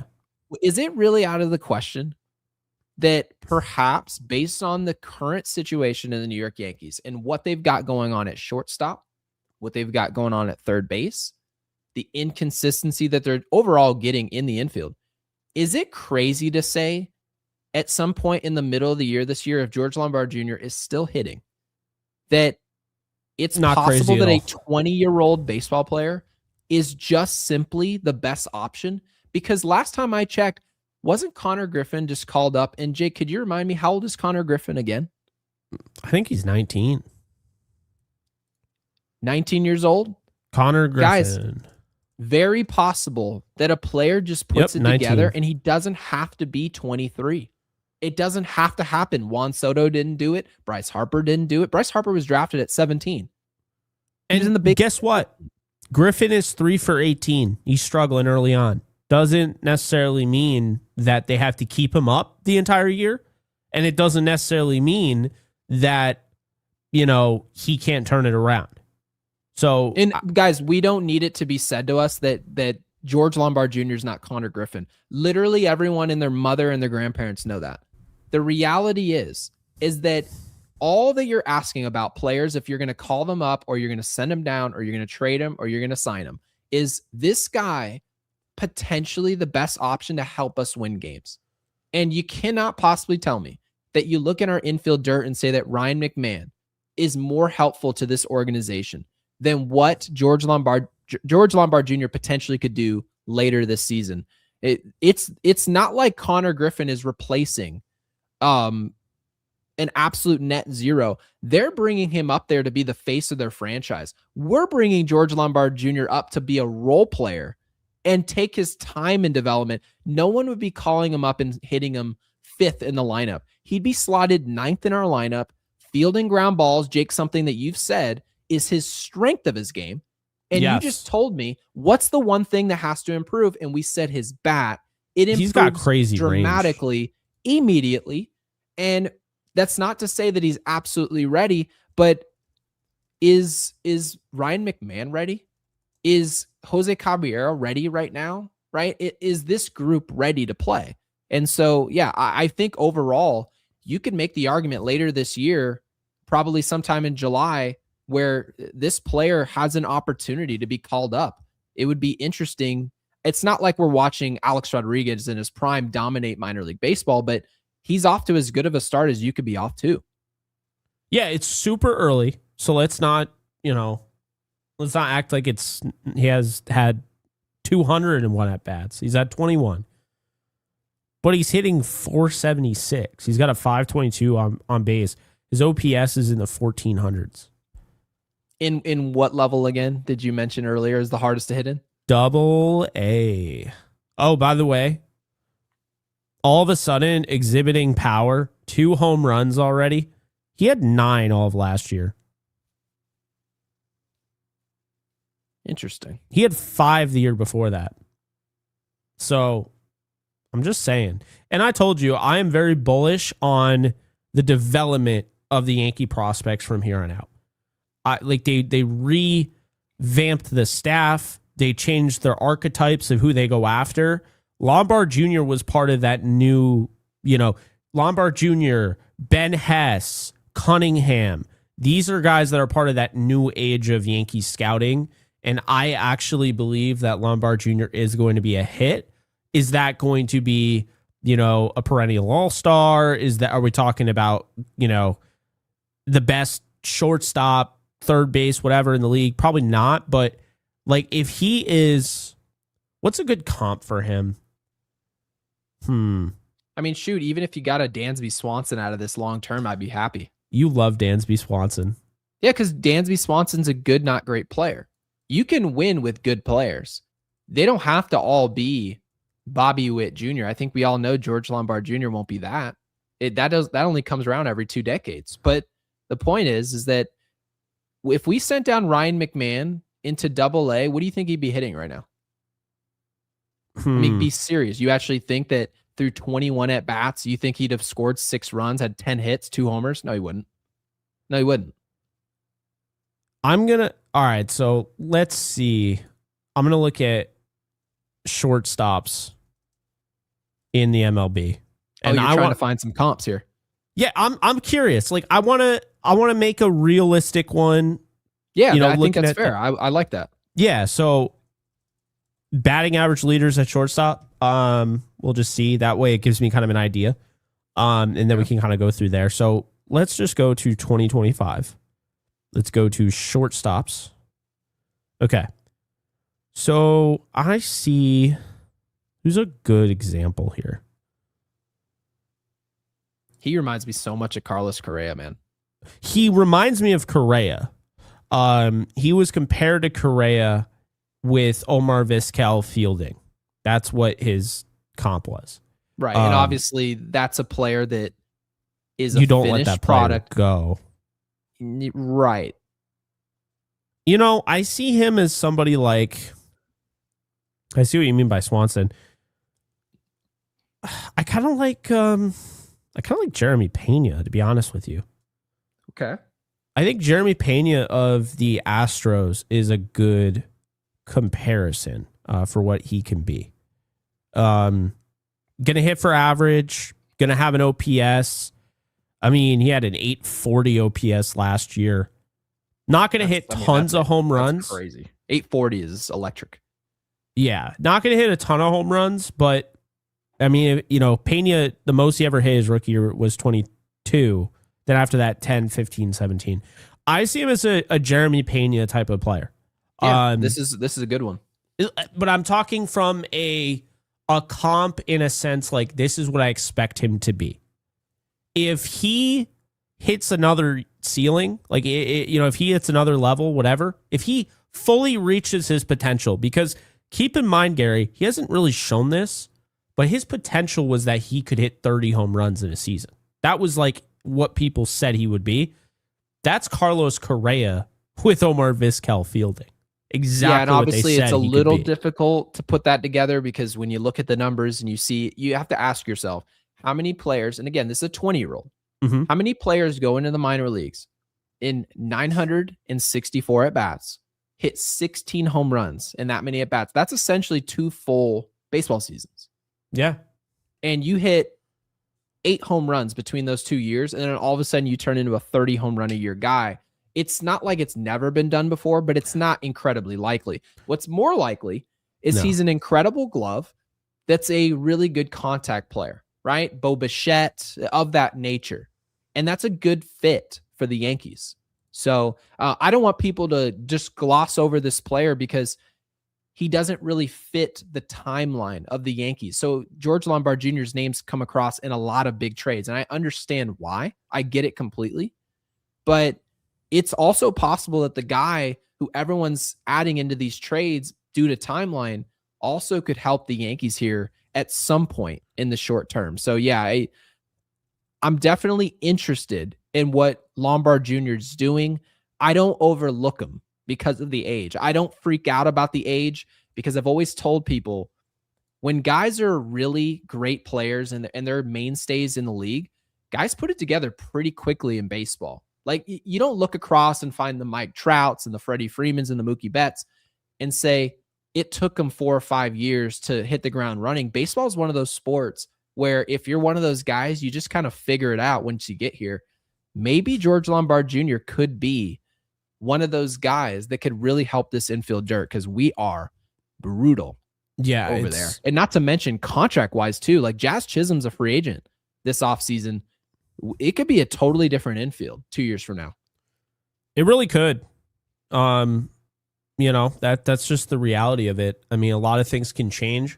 We like to bring this stuff up. We like being thought-provoking. I feel like we do a good job of that. And so tonight, I think we covered a lot. I mean, wasn't expecting to go into the prospects, but hey, you get me going and I'll do that. So, yeah, I think we got all the super chats.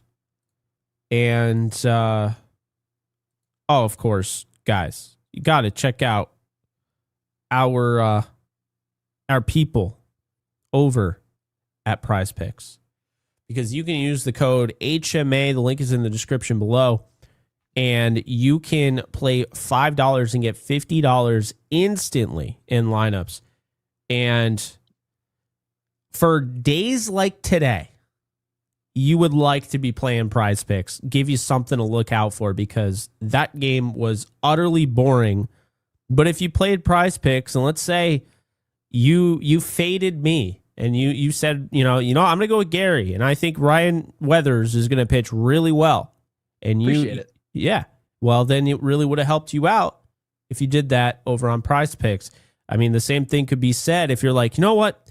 No one is going to get a hit today except for Ben Rice. You would have loved it on Prize Picks today.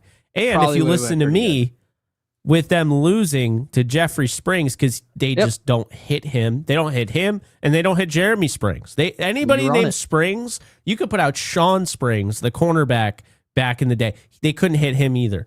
I don't care. That's just how it is. But anyway, Jeffrey Springs had their number today. So again, you could have played Jeffrey Springs and you would have made some moolah. So, well, now you know. You can correct it by heading on over to Prize Picks. Use the code HMA when signing up. The link is in the description below. But Gary, I think that's going to do it. I can only talk about guys that are not on the Yankees for so long that I'm talking the major league roster before I just sit there and I have to hold back from crashing out over Brian Cashman doing essentially nothing because I'm just gonna go read one last thing. I'm probably gonna go watch a bunch of Raul Ibanez homers against Baltimore. I don't blame you in that posting game. We have voicemails tonight, right? Do we have any? Oh, we do have voicemails, but we also have I also wanted to mention Boone's managing at the end of this game was atrocious. What didn't you like about it? Obviously, I have a pretty good idea, but I want to give you the floor. All right, so this genius, and by the way, I haven't had really a big issue with Boone and his managing to this point, so I want everybody to understand my process here. This guy literally was like, you know what? We're going to pinch run Giancarlo Stanton, who, by the way, is the trail runner, not the lead runner. Yep. Pinch run him at second. So it's second and third. but we're not going to pinch hit Randall Grichuk. Are you kidding me? Because here's the thing. Immediately, your mind has to be on it. You have to be thinking, oh, it's the 7th inning. There's a chance Stan could come up in the bottom of the 9th. And we might need him because we're not exactly winning this baseball game. Pinch running as the trail runner is just doing it to do it. Like, oh yeah, he's all like, we'll just give him like the rest of the game. No, stupidity. So why is it stupid? Because Grichuk sucks. That's why. So there's one out, and Grichuk has the most uncompetitive at bat imaginable. They had Paul Goldschmidt, who I'm going to be driving myself insane, Gary, by how much I say he hits in high leverage situations. Okay, Boone said that last year, and somehow, some way, didn't even follow his own advice. So anyway, you could have gone with him. I mean, you could have gone with. I'm sure there was another guy that's off the top of my head, but my biggest thing was you should have gone with Goldschmidt, right? You put Jazz in as a pinch runner at second. So you could have had Jazz. You literally could have just made Jazz the pinch hitter. I would have rather had Jazz at the plate than Grichuk. Grichuk has the worst at bat imaginable. Now it's 2 outs, and it's a pop-up, I believe. Wasn't it Austin Wells? It's a pop-up in left field. Hey, Gary, you know what would have happened if the hitter just got on base and didn't have he was swinging at everything. If he just got on base and didn't suck. What's that? The game's now tied 1-1 on a sac fly. Oh, well, I guess, honestly, at this point, I feel like we used to say we want a little bit more. We want to be able to predict the moves. Like, there's more of a cookie cutter approach to how we do things. And of course, you can change it on the fly based on how players are playing. But I just felt like a lot of the rules that you set based on this roster, we called it a roster with a ton of depth. We used a lot of the depth in just some strange ways today. Just strange, really strange. And I couldn't really put my finger on it. I couldn't explain what was happening. Obviously, I don't love being like, why'd you do this? Why'd you do that? Mm-hmm. But I always try to figure out, okay, like, what was the angle for Boone today? So that when tomorrow, I believe we played Tampa, you'd like to say, okay, now I have an understanding of what they may try to do tomorrow and like what the adjustment is. But I really couldn't put my finger on the approach of really more so not the pinch running opportunity, because the pinch running opportunity, that's someone. Willie Calhoun was the worst. He was the worst Yankee ever. No, actually, who was the worst Yankee that I ever graced watching? I don't even know. Not like literally the worst player, but just like, who's the player that gives you PTSD? This is such a good idea. I'm just abandoning my whole thought. I don't even care about it anymore. Yeah. I've lost it. As soon as I saw Willie Calhoun, I lost interest in what I was talking about. Yeah. Jake put that up on screen, interrupted my whole thing. Raging pianist with the 2 says Boone trying to get Ryan going to increase trade stock. He won't be worth a poot the whole year. Yep. Nothing. It's awful. He's worth also negative 16 million. I don't think that's Boone, by the way. That would be Cashman. I think Boone is trying to win games. I'm not going to sit here and act like he's punting them or whatever. That's something Brian Cashman might do, but he's comfortable. That's what happens when you don't have to actually do anything to keep your job. You kick back, you relax, you watch some Netflix. Like, you know what I mean? Like, you're not. You know who was my least favorite Yankee to watch? Not that he was a bad and like unlikable player. It wasn't that, but it was just a joke to watch. It was Chris Carter. It was a joke, man. Like, he was like flipping his bat out and they're like, can you believe he was off balance and hit this home run? I'm like, this is such a joke. I'm going to say Travis Ishikawa. He was on the team for 2 days and all he did was strike out. It was like the worst at bats you've ever seen, and they DFA'd him. Who's that guy that they got from the A's last year? It was terrible. So bad. As a hitter? Yeah. He was a first baseman. and he would play over Ben Rice, and you're like, what? No. Why are we doing this? Well, someone in the comment section will be able to give it to us. But I didn't like Kei Igawa either, because that was just like, dude, if that's not literally Brian Cashman in a nutshell, yeah, we didn't get Daisuke Matsuzaka, but we had Daisuke Matsuzaka at home. We got Kei Igawa. Are you kidding me? And not only that, you let Daisuke Matsuzaka, who I'm not saying he ended up being a superstar, but he was good at first. You let him go to the Red Sox. You let him go to your arch rival, and then you're like, Kei Igawa is fine. Like, no, he's not fine. Not fine at all. It's like, oh my God, dude. But leave it to the Yankees, man. Like, that's the type of shit that they would do. It's the type of shit Boone would do. It wasn't great. It's not what you want. As we see Horace Clark, we see Carl Pavano. Davis. Oh, good. JD Davis was it. God. And you actually hated the JD Davis pickup. You hated it. I didn't hate the pickup. I hated when he played over Ben Rice. I'm like, what are we doing? Who was the other like speed guy that we had? Remember he was in the outfield? No. I know my least favorite Yankee to ever watch, because every Yankee in my area, as you know, I live in upstate New York. Yes. Everyone acted like he's the greatest thing ever, and he had this underdog story just because he was short. I'm short. Ronald Torreyes wasn't good at baseball. Stop trying to make him out to be like he's like they were milking that so hard, because at that time we had small. Remember we had the little mascot that was the turtle, and people on Twitter were just like, oh, this is so great. And I'm sitting there in my mind thinking, we're actually putting any steam behind this like feel good, easy to root for Yankees team. There's nothing I like less than being the feel good like Twitter team that's got logos and thumbs down celebrations and all that stuff. Hey, you know what's feel good, by the way? It's disgusting. You know what that means? Feel good means you're the underdog story. It means that you're not good enough to win at all. Yeah, because I've never seen the feel good team win anything. Have you?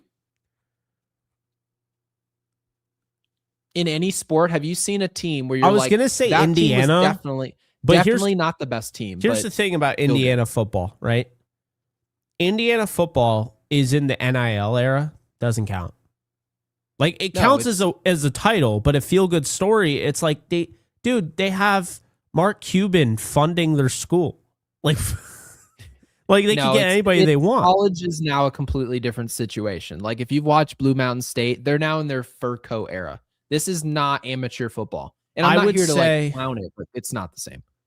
I mean, college basketball, San Diego State before the NIL, that would be a good, because they got to the title game and then they got trounced. Professional, like in the professional ranks where you're like, that team clearly wasn't the best, but they were just a feel-good, very likable team. Feel-good story. I mean, you could argue the Bengals when they played the Rams in the Super Bowl, because nobody expected them to beat the Chiefs. Did they win? They didn't. Right. Washington Commanders, they went to the NFC title game. They did not win the NFC title game. I could ask you that. Absolutely. Yeah.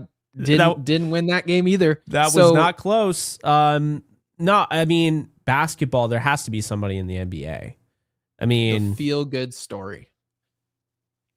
I mean, you really couldn't even say the 2011 Dallas Mavericks, because realistically, they swept the Lakers. Yeah. And then went on to beat LeBron in the Miami Heat. So it wasn't really a feel-good story. The reality is the Yankees are supposed to be hated. What you hear out of Cam Schlittler, the feel-good story was the Diamondbacks. Like recently. Oh, in 2021. Yeah, and they lost. Yeah, I was going to say, did they win? No one wins. If you're a feel-good story, just know that whoever wrote your story, they have finished the script and you do not win. Yeah, and then the $300 million player in Corey Seager just breaks their heart. It's how the feel-good story ends every single time. Yeah, the 2004 Pistons, that was the Larry Brown Pistons, right? It was. You know where Larry Brown coached? Is it Kansas? Yep. I figured that's where it was headed. And I then, figured. yeah, he went and he coached. It was like Ben Wallace and my Tayshaun mind. Prince. Yeah, Tayshaun Prince. Yeah. I almost said no. Rasheed Wallace was on that team too, right? Yeah, I believe so. Ben Wallace, Rasheed Wallace, Tayshaun Prince, Chauncey Billups. There was somebody else. There's more players on the roster. The point is there's not very many feel good. We've got to. You don't look at the Jays from last year. Like the most feel good that they had was the jacket. That dude, went on. this is literally feel good story at its finest. What did that lead to? Jeremy Lin was feel good Nick for a while. How long did that last, by the way, the Lin sanity thing? For 1 month? A month. Literally a month. The dude was a Netflix subscription. Like he was an unpaid subscription. Dude, I'll never forget Jeremy Lin's ascension in that month because I went to school every day. And in this area, everybody's a Knicks fan. Dude, they're like talking about him like this guy could be the next this. And they always like Jordan. And I'm like, he's fun. Like I'm even rooting for him. I'm a Laker fan and I'm rooting for him. But like, bro, why are we comparing Jeremy Lin to Michael Jordan ever? Like, I'm sorry. I was rooting for Jeremy Lin probably just as much as anyone else. I'm not a Knicks fan at all. I'm a Phoenix Suns fan. But if you thought that Jeremy Lin was going to be anything long-term, like in the conversation, honestly, what I saw with Jeremy Lin, it felt like you've seen the movie Like Mike. Yes, it's a great movie. It's a great movie. It feels like that, right? Like you're watching Jeremy Lin. It seemed like Mike, where you're getting a bunch of CGI and just like green screens. And it's like, for whatever reason, this player who doesn't look like he should be doing anything is doing something. And then all of a sudden, 6 weeks from then, he was doing exactly what he looked like he'd be doing, which was nothing. So obviously I loved it. It was super entertaining, but for people to think that Jeremy Lin was going to become Michael Jordan or LeBron or Kobe Bryant, those people, it can't be serious. Yeah. Well, I mean, that's just how it was in this area. Everyone was just like convinced the Knicks were just going to like win it all or whatever. And then, yeah, he felt completely off a cliff. And I think he ended up on the Lakers playing with Kobe. And he was waving off Kobe Bryant. He was like, hey, throw me the ball. He's like, no, set a screen and go to the corner. I'm telling you, that's a true story. He waved off Kobe Bryant. I watched Trey White wave off Darren Peterson. If you don't know who Trey White is, that's the point. Darren Peterson, everyone knows who he is. And so the fact that he was waving him off was insane at the college level. Jeremy Lin waving off Kobe Bryant is like, I can't even. It's like a fly ball going out to right field and Aaron Judge and like Austin Wells just wagers his way out there to try and catch it. It's like I hate to give this guy, throw shades at him, but I'll do it anyway. You're an Eagles fan. Yeah. Remember Hank Baskett? Yeah, what a name. I know, great name. It'd be like if Hank Baskett on that team when they played the Patriots in the Super Bowl the first time. Mm-hmm. And he goes up to Terrell Owens and he said, we don't need you. They need to throw me the ball. Give me the ball. Get out of here. Yep. He's like, I'm going to isolate here on the outside as the X receiver. You go and you block. Do whatever. It's me. Like, what? If it works, I guess technically no one would care. Like, for example, if Aaron Judge was taking it at bat and Aaron Boone decided, you know what, in this postseason spot in Game 7 of the World Series, we're going to pinch hit Randall Grichuk because this lefty's up there, and we'd be like, this is a fireable offense right there on the spot, and Randall Grichuk hits a game-winning homer, has his Aaron Boone moment, we'd be like, Jeremy Lin. Yeah, I mean, literally, we will say Jeremy Lin at some point on this show. I have no doubt about it. Because somebody's going to do something, and then you're going to get that part of the fan base that's like, he needs to play more. No, Randall Grichuk does not need to play more. I think it's safe to say that Grichuk won't be playing tomorrow. I think that's pretty safe to say. You have your platoon day in the sun. You strike out 3 times in non-competitive at-bats. you're not going to play. So he may as well just get his sunflower seeds, his chewing tobacco, whatever of his choice. It's not going to be. He's going to be in a sweatsuit tomorrow. So the comment section is wild right now. We got Charles Barkley mentioned. We got Patrick. We've got Playboy Ewing. Playmates. We've got it all. We got the Anytime you mention the Kardashians, it's a whole can of worms. Do you see what happens with Ben Rice? Ben Rice has the one hit of the day. It leads you down the path of Playboy Mansion and talk. Hank Basket. Hank Basket. That, by the way, that's definitely 1,000% going to be our comment. Hank Basket. Okay. Yep. And people are going to be like, what? Lamar Odom. I'll tell you right now, I didn't expect to see Lamar Odom. This just became an NBA podcast, apparently. Best soundbite of all time was Stephen A. Smith. He was like, Lamar Odom, who was on crack. It's literally the best thing ever.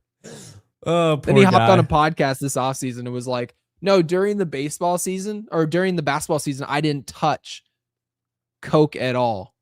But in the offseason, I just went crazy. And we're just like, I don't really think cocaine is that easy to just pick up and put down. I think he was like, I did it every day, multiple times, all day, every day, spent hundreds of thousands of dollars. And then during the regular season, I was locked into Lakers basketball. I'm like, I don't think you were.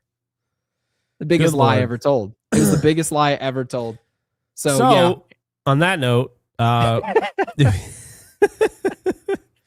we are going to get to some voicemails. We're going to play. I want to play B-Rise that he left because he didn't know. So we'll play his from Tuesday.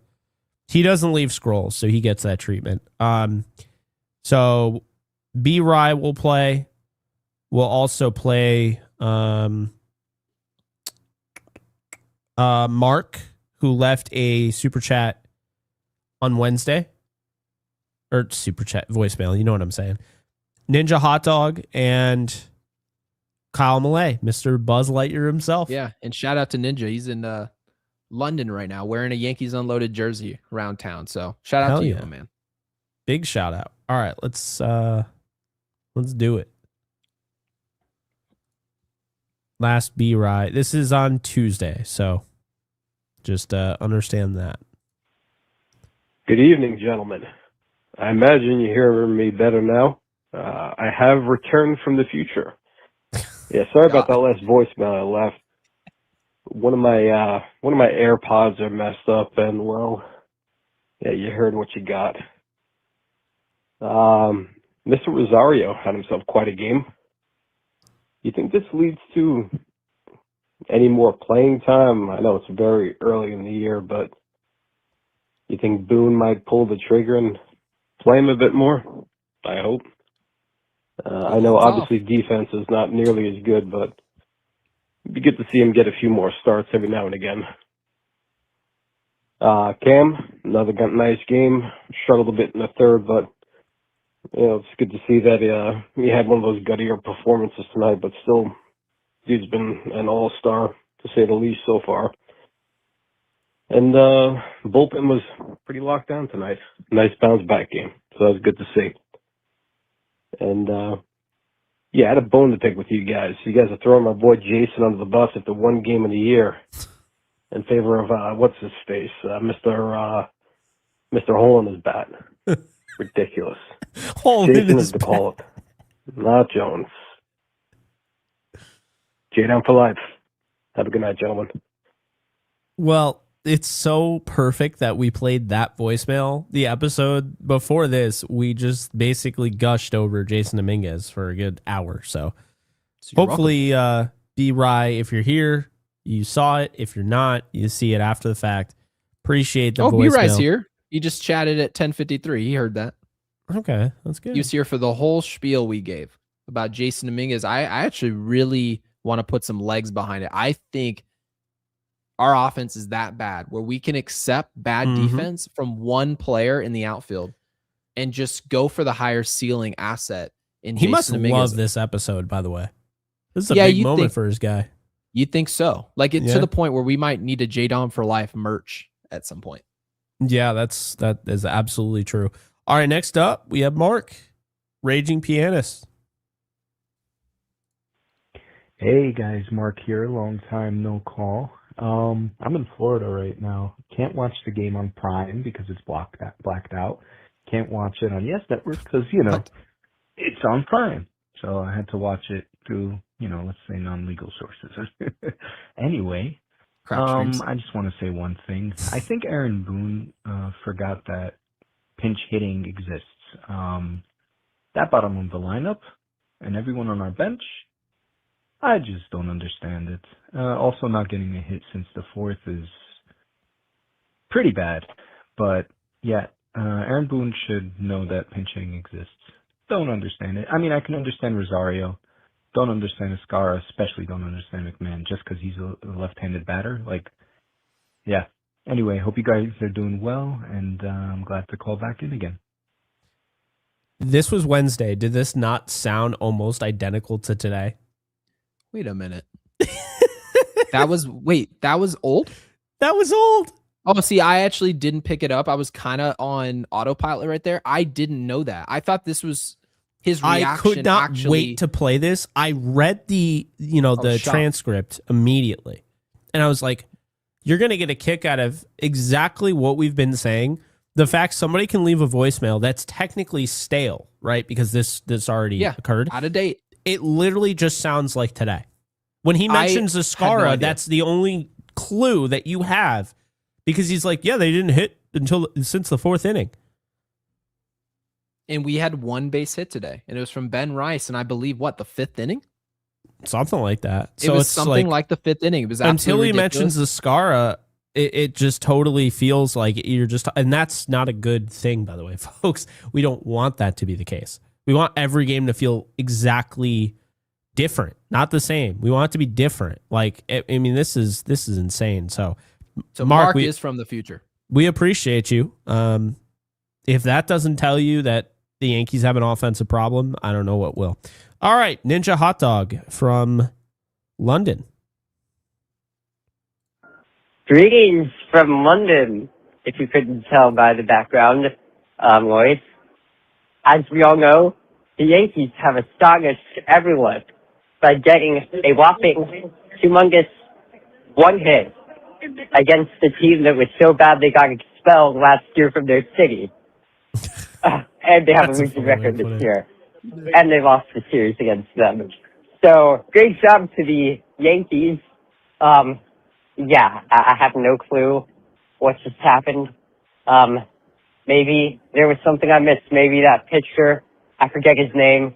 Maybe he's just really good, and the A's are going to get him to a Cy Young win. Maybe that guy's the future Cy Young winner. Who knows? But all I know is that the Yankees are starting to suck. This is the Yankees that I'm used to, that I know and love.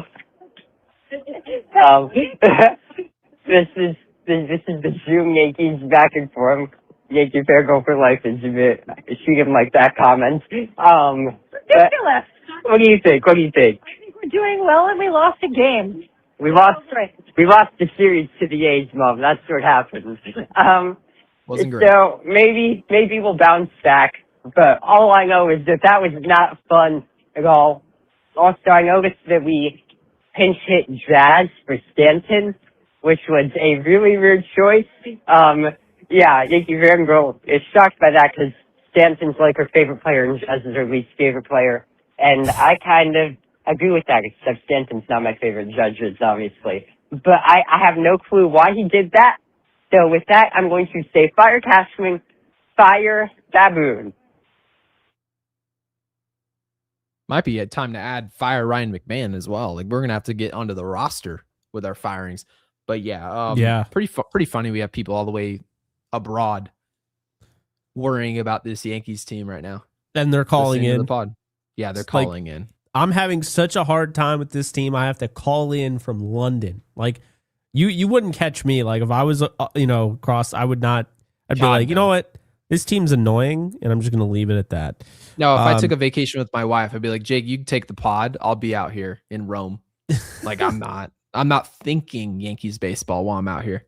Yeah, no. Because we did that when we started our podcast. Remember, we did our Blake Snell episode, and then I went on my honeymoon. and Who I was could gone forget? for like a few weeks. So yeah, it's been brutal. Ryan McMuffin, I see from Apex, unbelievable. Oh my God. Hey guys, Kyle Malay here. What an awful performance by our offense this series. That was pathetic. And whenever Ryan Weathers actually pitches good, they can't give him any offense. Like, what Great the performance. actual fuck is going on? Oh, Like, did this Boone happen early? But, well, hopefully we can go to Tampa and win at least 2 out of 3. But No, they you have gotta 2 sweep 'em. lefties going, and the Yankees sucked against lefties. So, Buzz Lightyear. yeah, let's. Hopefully you guys have a good show tonight, and go Yankees. Come on, Yanks. Don't start this shit this year. Have a good day. Good night. See ya. Bye. Oh, thank you, Kyle. It's always funny. It's always good listening to Kyle Malay. Did you notice that Kyle has the same sign in as Billy Mays from the Does he really? infomercials? Yes. If you Hey start guys, it, he Kyle goes, Malay here. What an awful performance by our offense. it's just, hey guys, Kyle Billy Malay Mays. here. Billy Mays here. It's the same sign in. You don't recognize that? No, I wasn't just sitting there like, yeah, you know who that sounds like? Billy Mays. This is how my 30-year-old brain works. And people who are older than me definitely would recognize Billy Mays. But anywho. I know, I know who Billy Mays is. Yes. Unfortunately, he passed away, but Yes. yeah. But that's a good thing, by the way, if you resemble Billy Mays. Yeah, but this Tampa series, I mean, I have pretty high hopes for this. We used to play pretty terrible in Tampa. Obviously, they're back. Is this home, by the way, or are we going to Tampa? I didn't catch that yet. This is in Tampa. This is in Tampa. Traditionally, we don't play well. This is at Tropicana Field, though. It's not at Steinbrenner Field. Yeah. So we don't have to run into the whole, did Aaron Judge hit a home run or was it foul? I guess we'll just say it's foul. Yes. And we played well at that park, right? And that's George Steinbrenner Field. But Steven Matz has the ball tomorrow. Okay. Oh, Steven Matz. Yep. So Steven Matz versus Luis Heel. Okay, so Ryan McMahon shouldn't be playing tomorrow then. Ryan McMahon should never play. But I yes, agree. Against a left-handed pitcher, no, he should not be playing. So okay, the Yankees historically against Matz, Stanton has 18 at bats. He's hitting 333, over 1,000 OPS, 2 home runs. Cody Bellinger in 12 at bats is hitting 333, over an 1,100 OPS, and he's got a home run. Aaron Judge in 14 at bats is hitting 214 with a 552 OPS. Paul Goldschmidt in 12 at bats is hitting 167, but he has an 833 OPS because he has 2 home runs in those 2 hits. And then Jose Caballero is the only other one with a hit. He has a hit in 3 at bats and a 1,600 OPS. Obviously, that's incredibly inflated. But yeah, Stanton, Bellinger, they hit him well. Apparently Rosario actually hits him too. So Rosario's hitting 333 against him. Oh my God, Grichuk has a hit, but I'm sure that was probably back in 2018. So yeah, that's You're what we're looking right, at. Honestly, I know I am. So that's what we're looking at here. Although it also has Paul Blackburn on there. So I don't know why. One of the Yankees at bats. who's starting for us? Luis Heel. Oh, this is the game you were talking about. Yepers. Okay. This is Okay, when I mean, we start to wild see. Well, and this is also, by the way, why I mean, you never want to lose. But to lose 2 in a row and then have Luis Heel pitching, who wasn't really pitching particularly well in AAA, in addition to that, now you're going to a 5-man rotation that could mess some things up. Not what you want, Gary. And so I'm not exactly in love with that. They don't have an off day for a little bit. I think their next off day is. Oh my God! Yeah, they don't have Isn't it like over 12 days from now? It's April 20th, right before they play the Red Sox in Boston. I know, shocking. Wow. But we made mention of that too when it first happened. Like, oh my God, the Yankees get an off day before they play Boston. We'll take that off day. I won't complain about it. Yes. Obviously it allows us to be able to hang out with everyone. So tomorrow is the off day. We have an off day tomorrow? No, tomorrow they play. Yeah, that's what I thought. I'm pretty sure. Yeah, so we play every single day till the 20th. Yep. Then we get our off day before the Boston series. And Raging Pianist, so Mark with the 2, says Ryan phantom injury coming soon. Injury. Oh, Ryan McMahon? I mean, what do you think? Do you think that he just plays through this? I think overall, guys, you have to remember, if you're hitting 200, it's pretty difficult to hit below 200. Like, keep this in mind. We used to watch Anthony Volpe struggle for like months on end, and then he would have one series where he had hit like a bloop single, hit a homer, and then like another bloop infield single. And you're like, oh, his batting average went from 167 to 198. It just recovers really quick when your batting average starts so low. And right now it's an 069. I've actually never even seen that up on the Jumbotron before. This is a first for me. So, well, get used to it because we're getting a Ryan phantom injury. We think we're getting a. I don't think it's out of the realm of possibility. They did it with Clay Holmes. They did. That was absolutely not real. And Clay Holmes literally admitted it. He did. Like, it's so funny because you have to imagine they have like crazy PR, like micromanagement. And then with Clay Holmes, he just, I'm not really injured. I mean, and then he like stopped himself and he's just like, oh, yeah. Next question. I'll be on the IL. Yeah. It's ridiculous. So we don't know the answer to this question. And do we have any more voicemails, by the way? No, that's it. That's it. Okay, so the Tampa series could be iffy. Jake, you brought up, I didn't realize that he was starting in this game tomorrow, but yeah, he was getting lit up in the minor leagues. I don't really know how to take that, right? Will Warren also was getting lit up before we called him up, and he saw some success. So I don't know if that's the way I want to gauge it, right? I did the same thing with Ryan Weathers. He was horrendous in spring training, and I said I don't care about spring training. It means nothing. And so far, so good. Ryan Weathers has looked really sharp. His fastball is, he's hitting location. He's throwing breaking balls when he needs to, not just because it's the cool thing to do. So I want to give him a ton of credit. But as far as this Tampa series, this offense is going to have to pull some rope. It's not Cam Schlittler and then being followed up by Cam Schlittler and then Cam Schlittler again. You're going to have to score if you want to win these games and preserve first place in the AL East. Yeah. Against Luis Seal, by the way, the only one on this current Rays team, from what it looks like, that has hits. Palacios has a hit. Mm-hmm. Gavin Lux has a hit, although I think he's out. And Cedric Mullins. Oh, Cedric Mullins. Blast from the past. Yeah. He's got a home run. He's 1 for 6 with a home run. So I think Heel's going to pitch really well tomorrow. I do. And you know why? Because he's pitching in a warmer climate. I think that's going to be really good for him. That's going to help him out. Okay. I think he'll have, that'll be beneficial for him. And I think the Yankees, they win kind of an ugly one. I don't think the offense is going to go off or anything. I don't think Steven Matz is great at all, but that's the type of pitcher the Yankees just get really. I mean, what did I say the other day? The Miami Marlins guy, and then they couldn't hit him. Oh, you're talking about Myers. Myers? Was it Myers? The one where you said he wasn't very good and they didn't really put it together? Is that who it was? I think you might be right on that. I don't know. I thought it was a different name. But anyway, he wasn't good.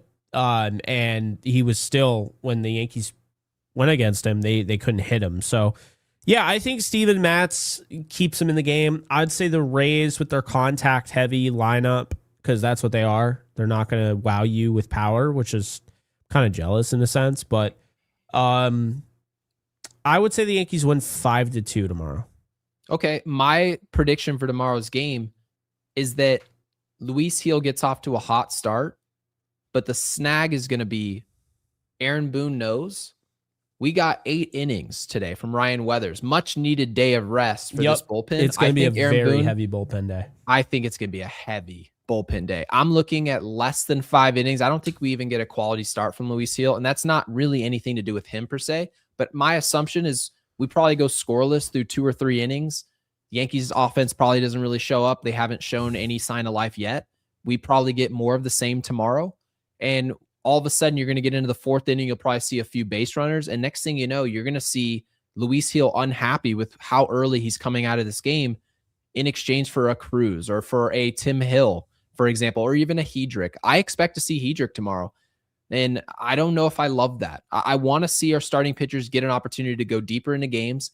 And of course, the most important thing being the offense. If you can't score, it doesn't matter what your rotation does. It's inevitable that that dam is going to burst. So my thing right now, I'm focused on the offense, not so much Gil. Gil's got to be serviceable. Just like I said, Weathers had to be. Weathers was more than that. And we still lost.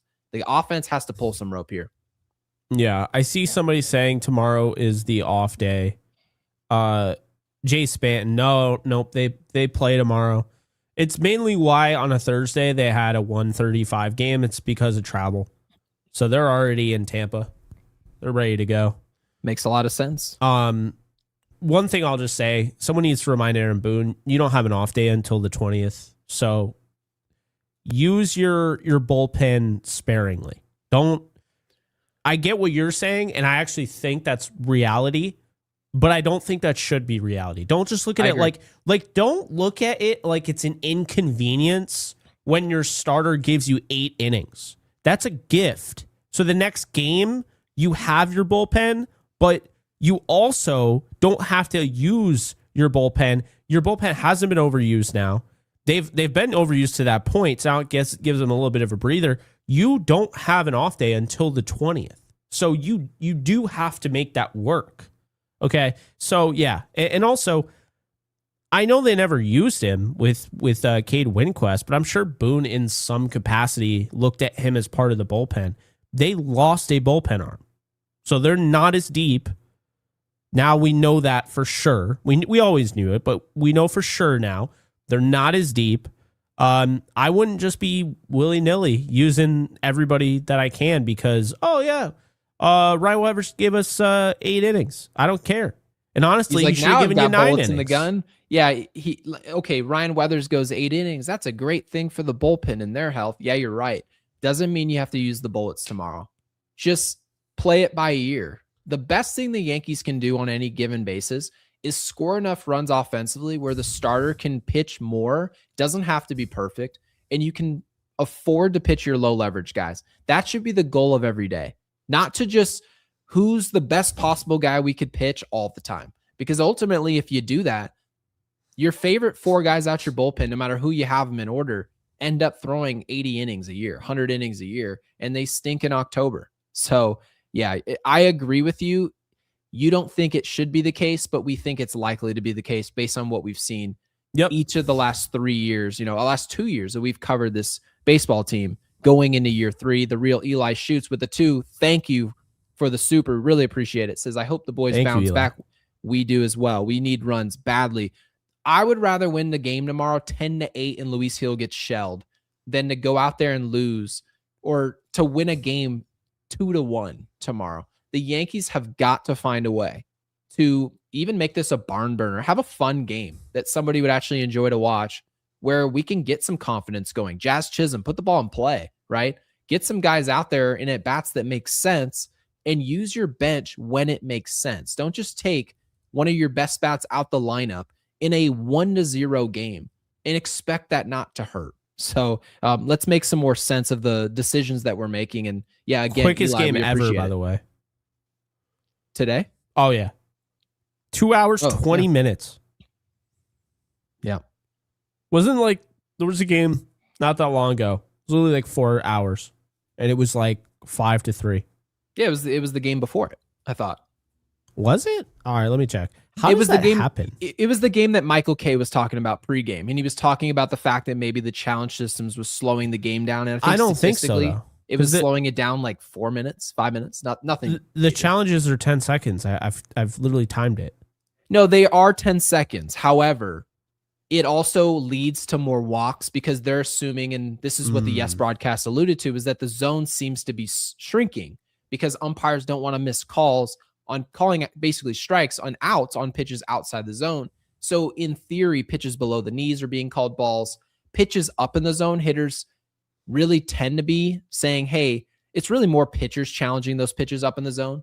And it's just leading ultimately to a smaller zone and more walks. So having said that, with more walks, that leads to longer games. And it's really nothing major. It's a few minutes. I thought it was an interesting point that they brought up. But it is interesting. So to explain, the 5-3 game was about 3 hours, just under 3.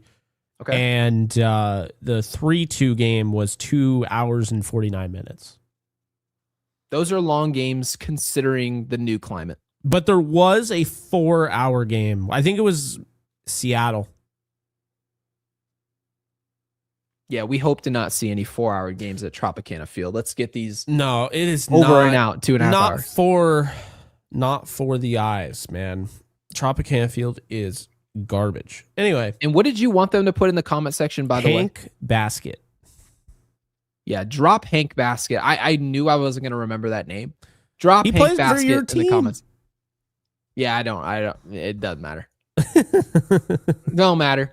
Drop Hank Basket in the comment section. If you stuck around for a 2-hour and 10-minute podcast of Yankees Unloaded, we really appreciate you guys. If you haven't subscribed yet and hit that bell, it notifies you every single time we go live. We do a show after every game, as most of you already know. And of course, before you go, the best way you can help support the channel is when we have 245 people in here, and we've had probably over 1,500 views total between everybody that's been here.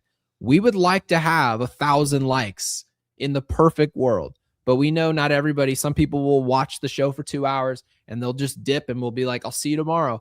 It would be a great way for you guys to help us grow and help us grow this podcast long-term by you helping support the channel by doing something that is literally free and liking the video.